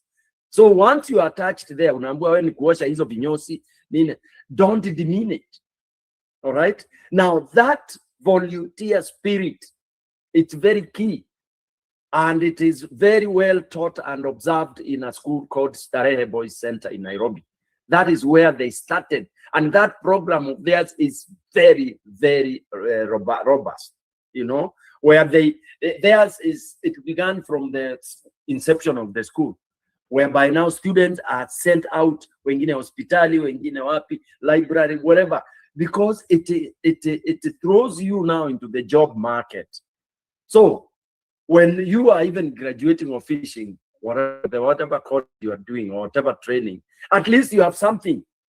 You can say, nilienda, I was attached in a county market. Pale sokoni, nilikuwa na yule clerk ana collect zile pesa or something like that. I'm giving those kind of variety so that you know, volunteering is very key. So depending on the discipline you are in, you can go. These days, the websites are there and, you know, so many of them. If you are, you can go to Medicine Sans Frontier. You can go to private hospitals. You can even walk in and say, excuse me, I want to volunteer here for a month or two and whatever, because this is what I'm doing. Don't talk about internship, because when you say internship, then they know uta demand kulipwa, all right? And people shy away, okay? But volunteer, in the real name volunteer. Volunteer ni unatafuta kama ni dadia ama nani ama ni neighbor ama ni your aunt anaishi town. You get volunteer mahali you can get accommodation. Even if you do it for a month or two, that is very key. Now, when you come to the internet, you will see that the entry point for most of these international jobs, and I'm talking this from the experience of the NGOs, the UN, and all that, they actually, mostly people enter in through what they call international volunteering system program, all right? And once you enroll and you show the course, and mainly you gain by even indicating that probably you are already doing a volunteer program in your home. Even if it's at the village level volunteer, it's a community volunteer thing, which is cherished outside here. Okay, so that is key, that we should be able not to sit idle because we are waiting to be employed. Just volunteer, even if it's within your market there, even if it is whatever it is. Number two, from my experience, the first time we felt like we were idle is when I did my A-level, because when we used to do our A-level, because ours was a little bit older system, we would stay, even, for example, almost a year before you get to university or you go to whatever college you're going. So for me, for example, we sat and we said, what is it? What is the niche? You know? So we looked at what me, my friends, and the other guys, we ganged up, like we were 5 of us, and said, what is it that we can do during this period before we go to colleges and all that? And we entered into entertainment industry, okay? And we sat, we thought, entertainment industry, what do we do? And you'll be surprised, we realized that there are so many birthday parties, weddings, and even over the weekend, the young people would be idle. So what do we do? And some of these young people would not afford, for example, to go for entertainment in those clubs. I'm talking about us, being in the city, to go to Vision Club and all that. It was costly. So we said we will provide that entertainment every weekend so that the young people, our age, can have something to entertain themselves and all that. And you know what we did? We formed a group and we were renting social halls, okay? Social halls, we rent, then we have posters, and we started something that we were calling variety shows. Variety shows, the beginning of variety show was among the guys called Stone PK and people like DJ Pinya and others. That we would do Friday, Saturday, and Sunday we would do family entertainment. Okay, now ask, where did we get the equipment? So we decided, okay, one of us went to the angle and said, we have this idea. Can you give us your old amplifier? Those days, people used to buy music system, amplifier, and a speaker. So we collected from Apanapale and we formed our small music system. That is what we would move from one place to another. What am I saying here? I'm trying to say we were avoiding to be idle. Because if you are just idle sitting there, then you get demoralized, you can get, traumatized, and this mockery of people. Oh, ulimaliza college, hakuna mahali umeenda, you are a graduate, hakuna mahali unaenda. But if you are busy doing something, like Jiro said earlier, something, even if it's that tuition, if you are a teacher, if you are in medics, you are studying medics, you volunteer in your local health center. Unakuja hapo hata kama ni twice a week or 4 hours a day or 3 hours a day, you are there helping. Even if they may not want you to be right inside up, hata kama ni hapo tu kuguide wagonjwa, you are helping akina mama hapa, wako line nini nani, you are there, you are part of that team. because you are supposed to be proactive. You are the one to say, what can I do for my people here? And anywhere you offer that kind of system or what we call it, suggestion, people will be more than welcome. Hata kama ni kukata nyasi kwa hiyo health center, why not? Okay, I mean, so long as you observe the international health regulations, why not?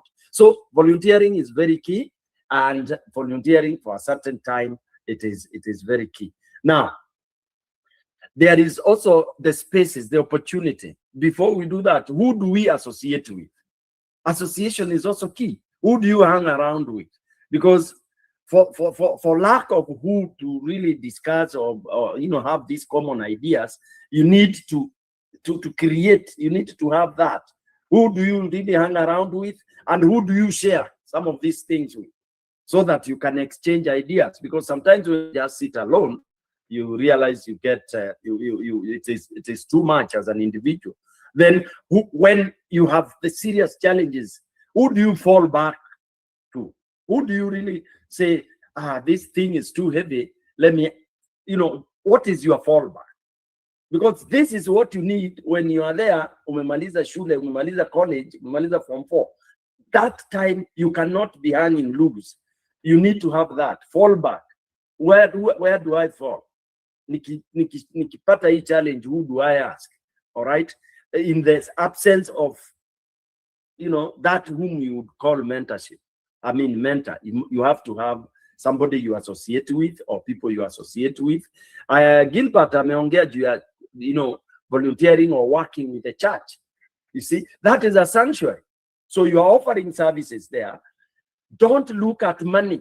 I think Jiro talked about this. Don't be money driven and a service driven. Let me offer my service. You'll think of what you want to do, with me. Do you know Jiro and Kip have never negotiated for a salary up to today? Never. And I tell people this, and people are shocked. I don't remember any time I went, like this question you asked, Ati, how much do you want? I don't answer that question, and I kind of say, I give a lot of explanation, and I say, I mean, it is not about money. I want to give a service, and I believe this service I'm able to provide to you. It's up to you whether to think whether it is. I mean, you will value it if you want, and that has always been a challenge to the people who interview me, and I find that very comfortable, that I don't have to negotiate or you give me, because that question sometimes it is a turn off. Somebody asking you how much do you want, and then all of a sudden you don't know what the kind of expectation, answer they expect, then you ruin your chance. But that should be from the heart. For me, it's from the heart. I don't really care about salary. That's why, for you, some information, the career I was taking, I was going to be a priest. This I always tell people. I had chosen to be a Catholic priest, where I would not be bothered about kutafuta bibi, about sijui ninunue gari, sijui those stresses of the world. I actually did not want to run into them. So and actually that is the line I've pursued. I pursued to service to humanity in whatever form. That's why in my career, that is where I have been. I began by, of course, being a teacher. For me, I was not teaching for money. One, I had a lot of fun teaching. I had a lot of fun even being trained. I had a lot of fun seeing somebody hajui, that's the most fulfilling job. It's like a daktari. Somebody is dying, unamfanyia surgery, anarudi na unakutana naye kwa barabara.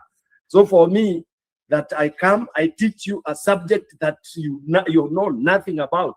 Then you come, when you are tested, you get a grade A or into whatever. Hakuna kitu fulfilling kama hiyo. Today I meet people, unasikia mwalimu, and we look at a guy anakuambia mwalimu unanikumbuka. Then you remember this is a guy ulikuwa unasukumilia masomo kama hivyo Njiro anasema, unajaribu kumpatia kama uji, lakini unakuta ako fiti. So basically that is one very important thing, that we should not be money driven. And two, we should really embrace volunteering from whatever level. And that way, then our path gets some hope. Because once you get engaged, that is the beginning of hope.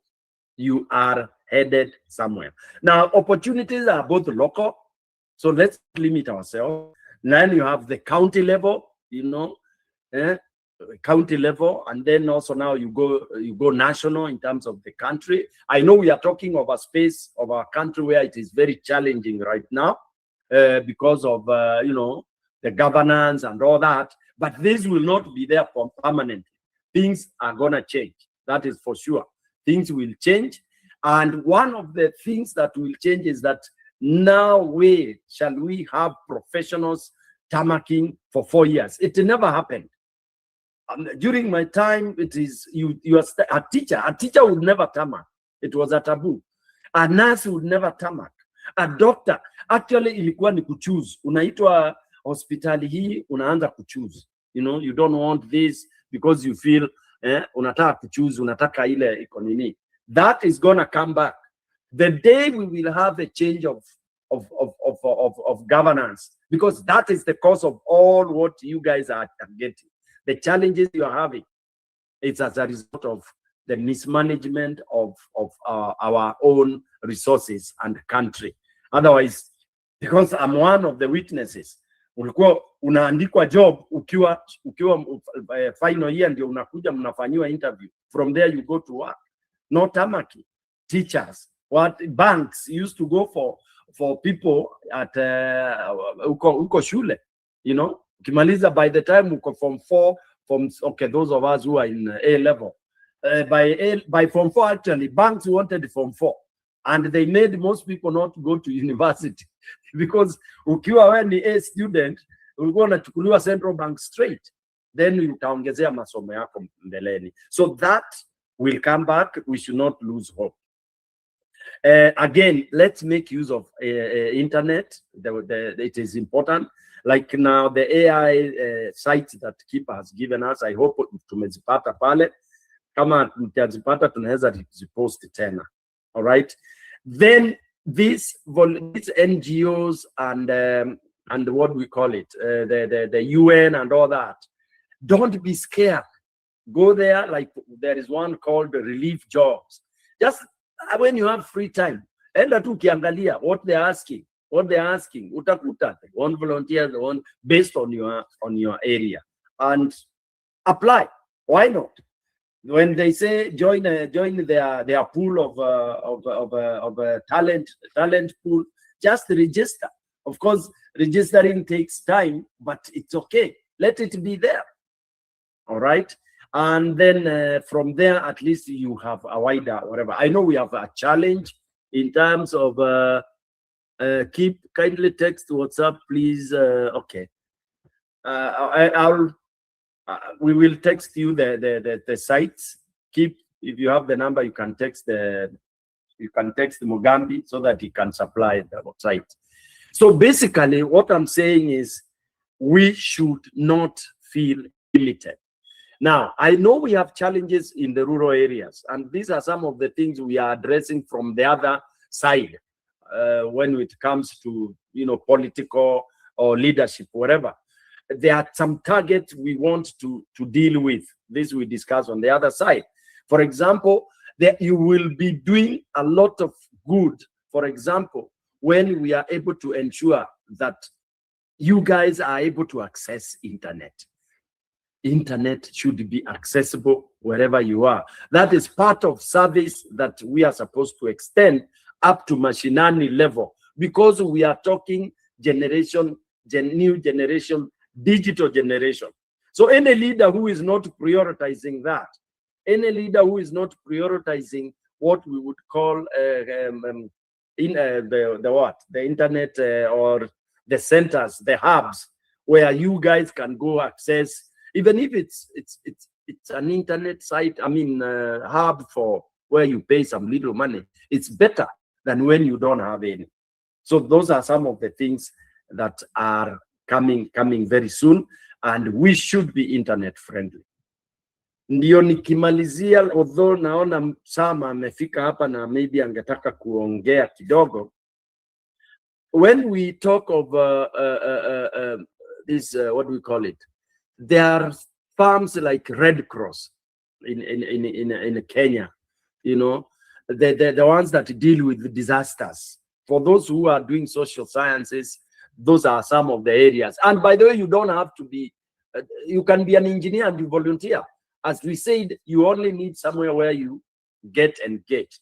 Let us not restrict ourselves to our discipline. Let's look and think a little bit widely. Then we are able to do that. Because mainly the entry point of most of these places is apprenticeship, or, you know, what we would say volunteering into that. Can you imagine where you are volunteered in a health center and then they say they need him to Akibarua? Who will they go for? Number one, they will take you who has been there, and you'll be the first to be considered. And there you are. All right. For teachers, I can even volunteer to teach a few hours for free. All right. So basically, that is what I would really emphasize, that as young people, or as new career people, young career people, we should not feel limited, and let's open up networks. Let us talk to anybody, talk to people. You meet people, new people you meet. Mtu anakuambia I'm a pilot. Talk to yeye, muongea na yeye, kuwa friends. I'm an engineer, this, I'm a road surveyor. Yeah, because why you go to college, it is to get exposed and to be able to interact intellectually. So we should not feel limited. Okay, as we said, we are very well trained. Our language is good. Okay, we speak some of the best English among people in the world. So you will not have a challenge of that. So we should say we are not ill-equipped. We are fairly equipped. Church organizations also, they have their humanitarian, and also please, even in the neighboring countries. By the way, if you see a volunteer job in South Sudan, usiogope ati huko ujui mtu, wewe chukua, na ukipata hiyo job, you go. When you reach there, you will get something. Ukipata Uganda, wapi, Katma, no problem. Let us not limit ourselves. Feel free to explore. If I give you my experience of exploration, you would know somebody who is brave. Okay, so yes, let's. Yes, I have a question. Yes, please. Sorry for interrupting you. It's okay. Kuna yenye umeemphasize mostly kwa Red Cross. About the United Nations jobs, kwa hiyo mostly ndio yenye umeemphasize ya humanitarian. To me, that's question the purpose. I've tried several ni kwa Red Cross. Because my line nimefanya orthopedics certificate, sasa ndio nafanya diploma upgrading, bado nikiendelea kuingia KU kufanya criminology. So after that nikiwa hapo certificate level, there's a time walikuwa nakuja shuleni, nikajaribu volunteer but they didn't. So nikaona nimeingia hapo, so nikadecide kuingia presidential award. International wide. Unaweza njoo hiyo movement presidential award. Yes, I know it. Sasa niko kwa hiyo kikundi, and eventually among the list wenye manage kwenda, nilimanage kuenjoy the adventurous journey kwenda Longonot, and eventually nimekuwa kwa list wenye wanaenda State House.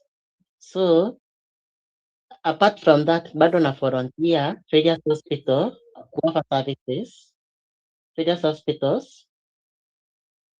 Kwa one of the various nafanya kwa hii J2RH kuvolunteer na BCRH ile tu bure. So kidogo napata a call from one of the doctors wakiniambia I apply a letter without knowing. So nimejaribu but on any kind of response. Wameniambia just apply, you should just call it. So nikaachia hapo, nika apply, nikaenda zangu nimeapply. So ile kitu nilikuwa nauliza about the conclusion about the Red Cross. Mbona wanapeana job in terms of nepotism? Juu some wengine wanafavoria, wengine ukienda kwa apply, they just put your CV aside. Ukisikia fununu unataka kuingia, they just assign, na mwingine akitaka anaenda tu direct. That's the question. Second thing about ya research ya kufanya online, kuna hii kitu even mi nasikia tu fununu, someone can do a research online for someone like US, UK, or even some part of Africa. Mtu ande ujui lakini unamfanyia research vizuri, anakulipa. Is it marketable? That's the question. Oh yes, those are the online jobs that Kip was talking about, you know, and yeah, that's why he was saying the only challenge is that, of course, you have to be registered by somebody who is out there, Canada, UK, US, you know. So if there is such, you know, you liaise with anybody who is willing, registers you, and then you'll be doing work for, yeah, and they pay. I know quite a number of people who are doing that back at home. Junauliza hivyo nifanya njoo, so the time mimi nakuwa free. In case kama siko hospitali, niko kwa nyumba, niko free, my wifi is okay.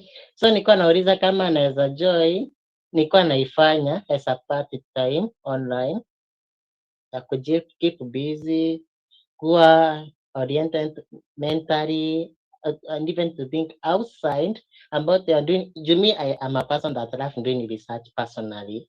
I like doing research, and that is my. In medical field, we do more researches day by day. So I like doing research. So na nilikuwa nauliza naweza pata mtu anje mwenye anaweza nitrain kufanya hizo research online. Can someone use to do research using a phone, ama ni kutumia laptop in case kama na laptop? Yeah, a laptop, alafu maybe you inbox me, we discuss further about that, because if you really, you know, because once you are able to give it a lot of time, then you will definitely benefit from it. Okay, so you look at those links and then see which one, just carefully see which one interests you, register properly, and then yeah, let's see whatever they need, then we can discuss. Okay. Jiro, unaweza rudishia nani mwalimu wa geography? Naweza pia nafasi, naweza pia kofa.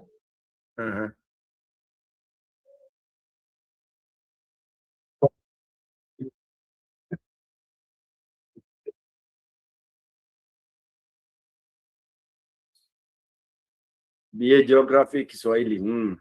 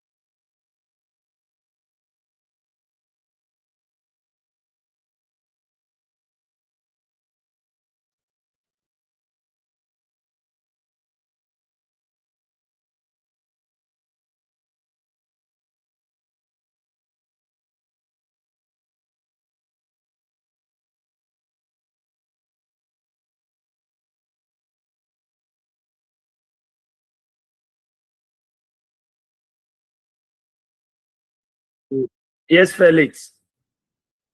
I wanted just to emphasize on my question. I'm not taking education directly. I'm taking Bachelor of Arts, Geography and Kiswahili. So if maybe I want to do to go for education, labda nifanye postgraduate.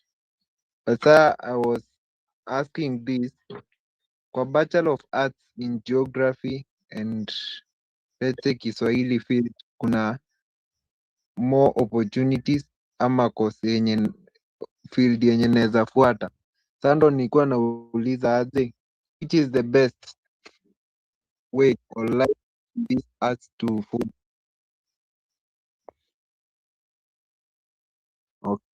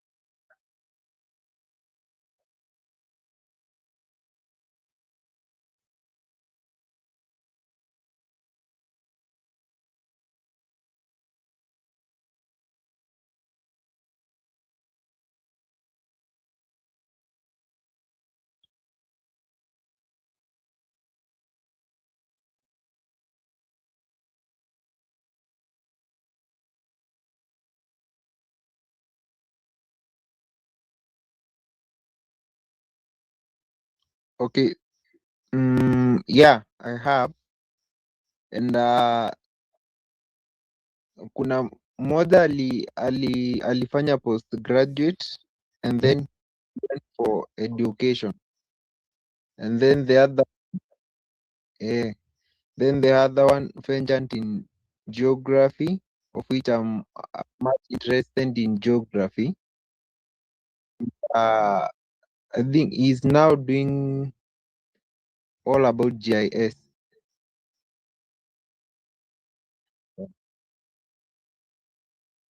Mhm.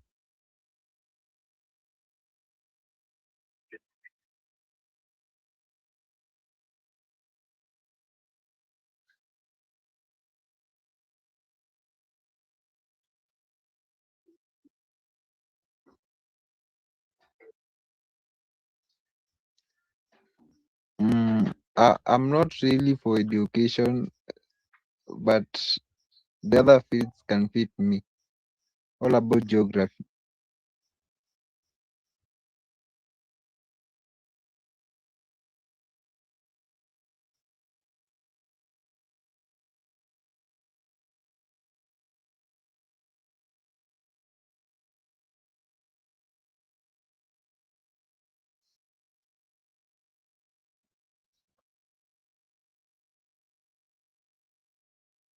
Yeah, some take shape as you go along, you know.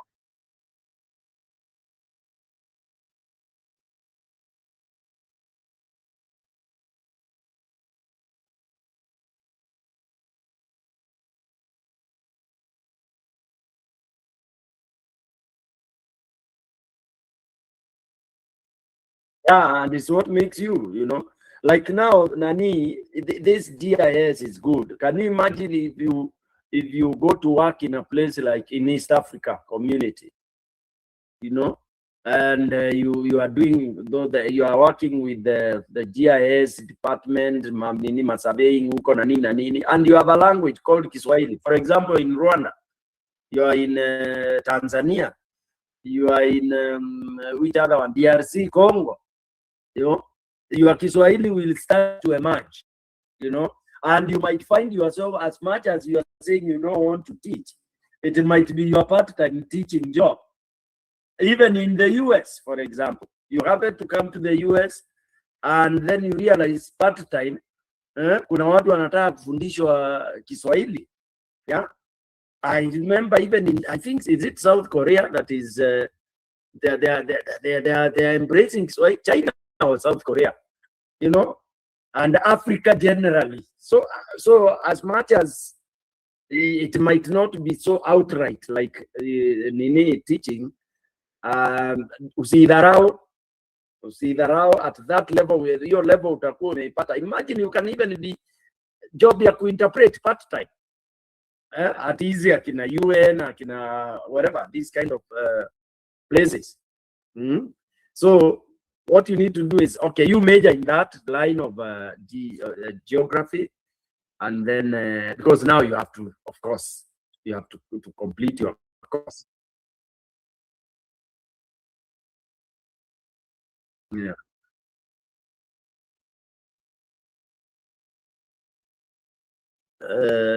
Sijui kama yeye anafanya kama amesema nini Sharon? Education. Okay. Wewe ni mwalimu. Wewe ni mwalimu kabisa. Okay.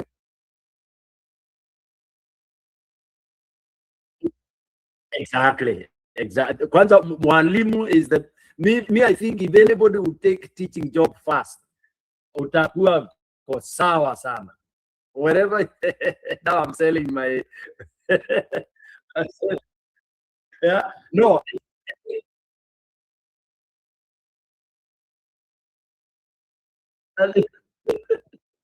No, mwalimu, the most important thing is communication. You realize you have to communicate.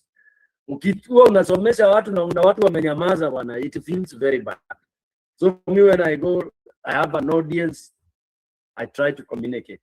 So yes, ladies and gentlemen, I think we have done quite a lot. Although there is Sammy Buffalo here, I'm sure he's one of our very good community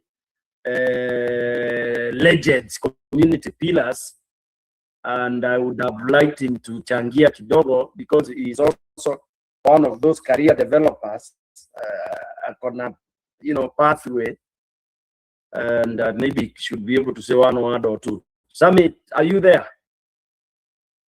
Yes, I'm here. Thank you for this opportunity. Yes. Mine will be brief because it's just to, first of all, congratulate the organizers of this kind of a forum. Stone PK, I'm sure you are part of it, Mr. Gino and Mr. Keep.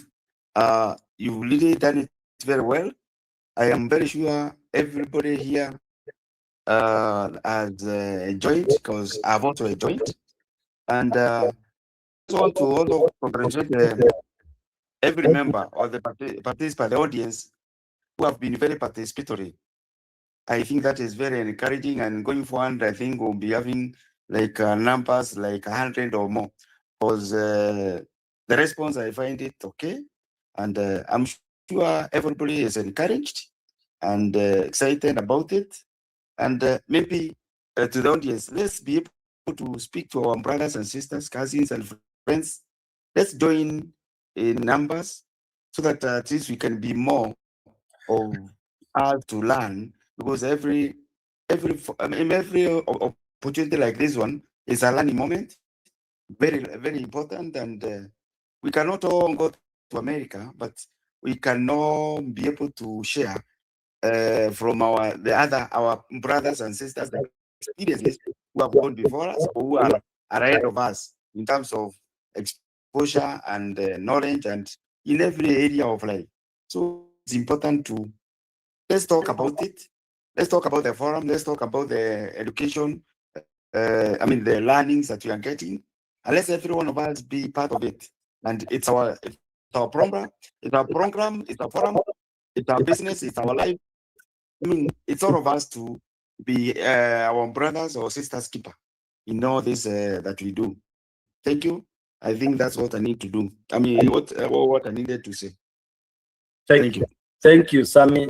Sammy, thank you so much. And yeah, before I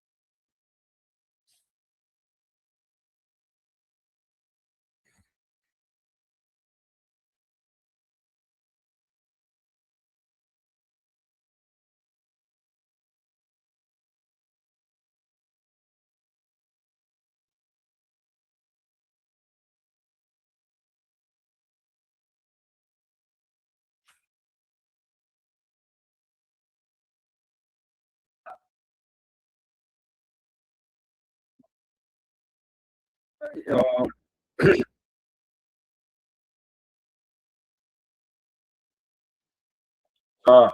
Okay, we will look at that. Yeah, depending on that flexibility. So, yeah, thank you, Giro, for that. And what you have said is good. I mean, you are YouTube, the political side of it. I would want to close at that note that as much as we are talking career, we are talking all that, we cannot isolate ourselves from our community and what is going on around us. So, because all these, why we are discussing this, by the way, it's anchored in how our community has been run. Why are we having that teachers, you are not employed, you are employed at where we graduate, why do we have that kind of nonsense? Why is it that we graduate this year, we should be observed the following year? Why are we, I mean, all those, why are we having all that? This is because of how our society is being managed. So we cannot distance ourselves from leadership and governance of our country. All right. And our country begins from where? From top all the way bottom to the village. Because if things were running well, these things, these problems at hakuna kazi, hakuna nini, they wouldn't. They are also intertwined like this. So especially once you are in college and all that, you're already mature, you are an adult. You have become adult. Once you become an adult, you should take now responsibilities of taking challenges that are within your country.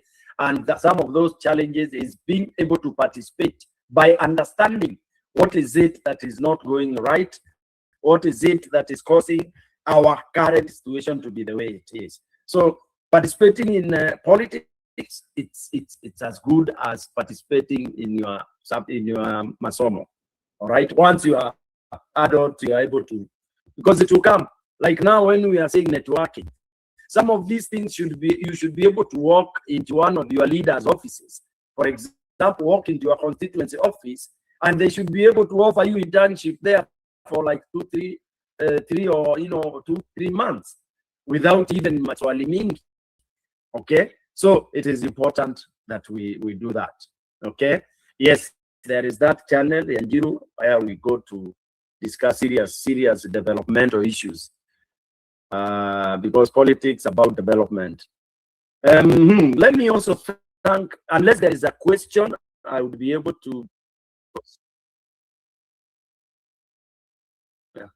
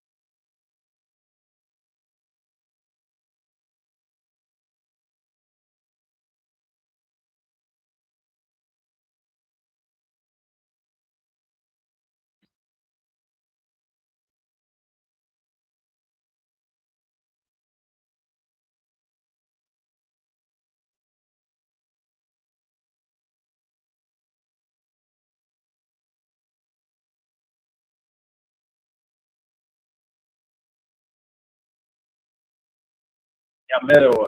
Mm.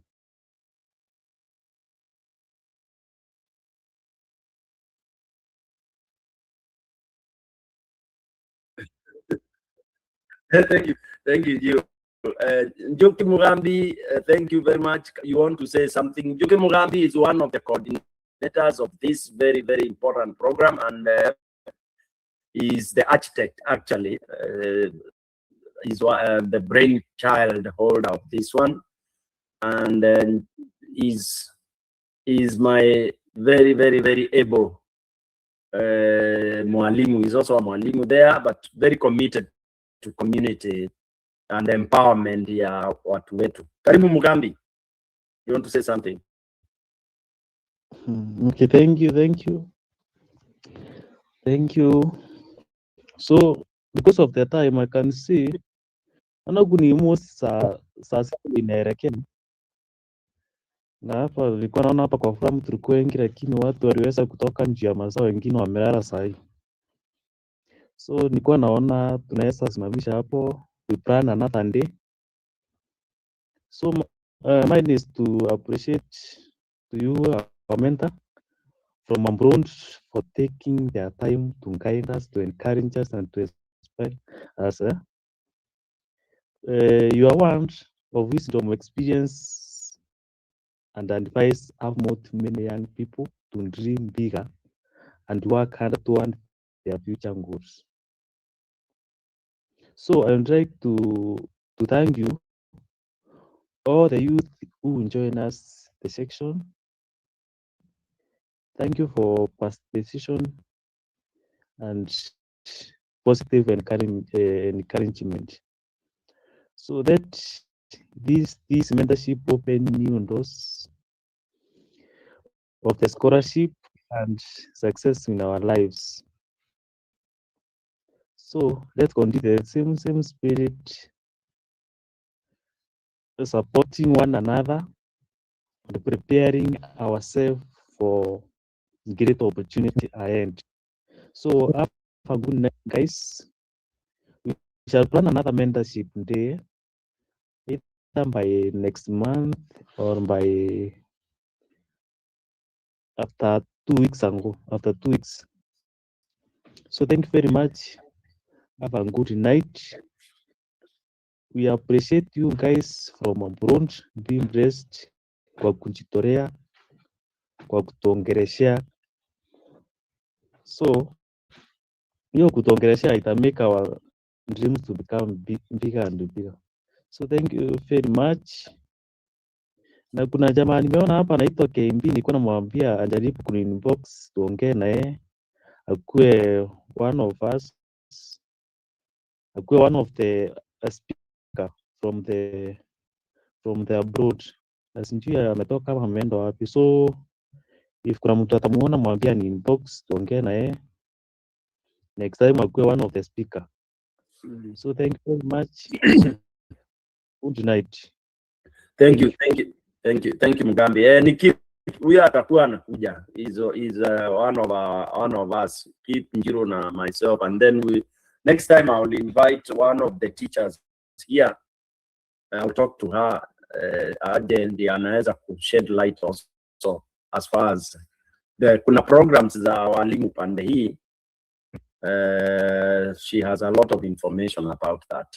So yeah, So let's keep here, and then we are able to at least help each other. Asanteni sana Njiro, thank you so much for your time. Keep some, and everyone of you for your time. I know we've taken longer than we expected because it was our maiden one. In future, we'll be doing at least a sharp 1.5 or 2 hours. You let me know whether we are migrating to the other side. Taniambia. I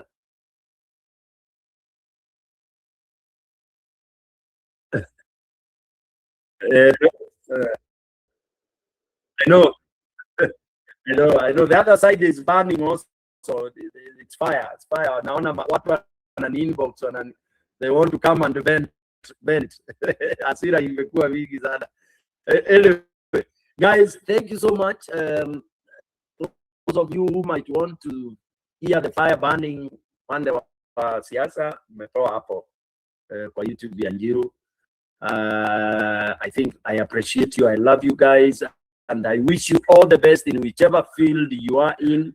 Do not feel usisikia ati iko chini. Oh, mimi never. That's the worst that can happen. Where you feel like don't even fall into that guy. Wauko kwa kina Njiru alikuwa anasema ati ala ninasafiwa na mtu wa degree. No. Usikubali hiyo. Hapa US watu yani we will talk. People, what we are doing here. Me, there is one of the job nafanya na ndio inanilipa more. Nafanya 2 hours. Okay? And you know, because here people don't want to do. In fact, I'm even wishing I trained in some of these jobs zinafanya hapa kwa barabara. You know, kufungua masiwa, kuinua hiyo kitu tu watu wengine wanaingia ndani. You are paid a lot of money. Anyway, guys, we keep on talking. Love what you are doing, and let's keep our hope very, very high. Remember, we said we keep the faith, and yeah, we keep talking as well and networking. Thank you very much. Mungu awabariki. Tutaonana tena. You'll be told the next day or time we shall be holding this mentorship forum. Asanteni sana. Ni okay. Tukiwaaga kwa heri ya kuonana. Asante. Before we conclude, yes. Can someone pray for us? I think you can pray for us. Yeah, okay. Nani ataombesha? Mark Muriuki ameingia a bit late. Ama alikuwa? Nani atatuombea? Nimekuwa.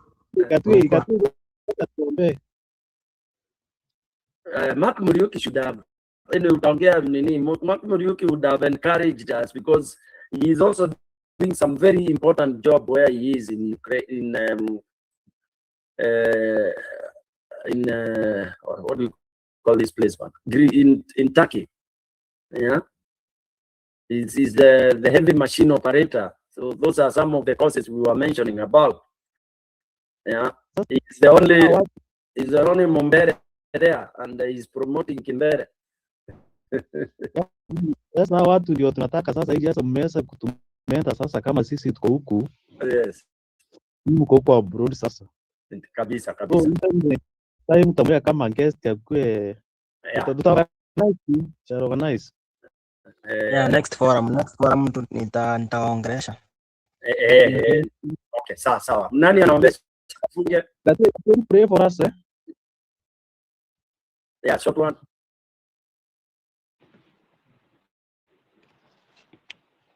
Okay, let's pray. Our Lord Jesus, we are humbled before the presence this night. Lord, we say thank you for being with us throughout the day. And Lord, thank you for guiding us throughout this mentorship program. We are grateful for the knowledge, support, for the friendship, and the growth we have experienced. I pray that you may bless every mentor and every participant for their dedication and effort. And as we go to bed, may you be with us and protect us. In Jesus' name we pray and give thanks. Amen. Thank you, Sharon.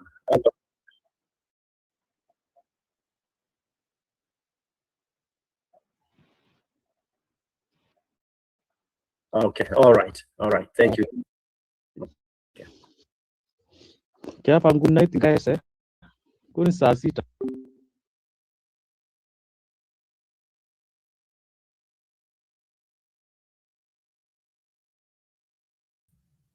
Oh, sorry, it is finished. Tutaonana baadaye kwa hiyo ng'ambo ingine. Nitafungua tu studio tu saa hii tu. Thank you very much. And thank you for those who have followed the mentorship program. Bye.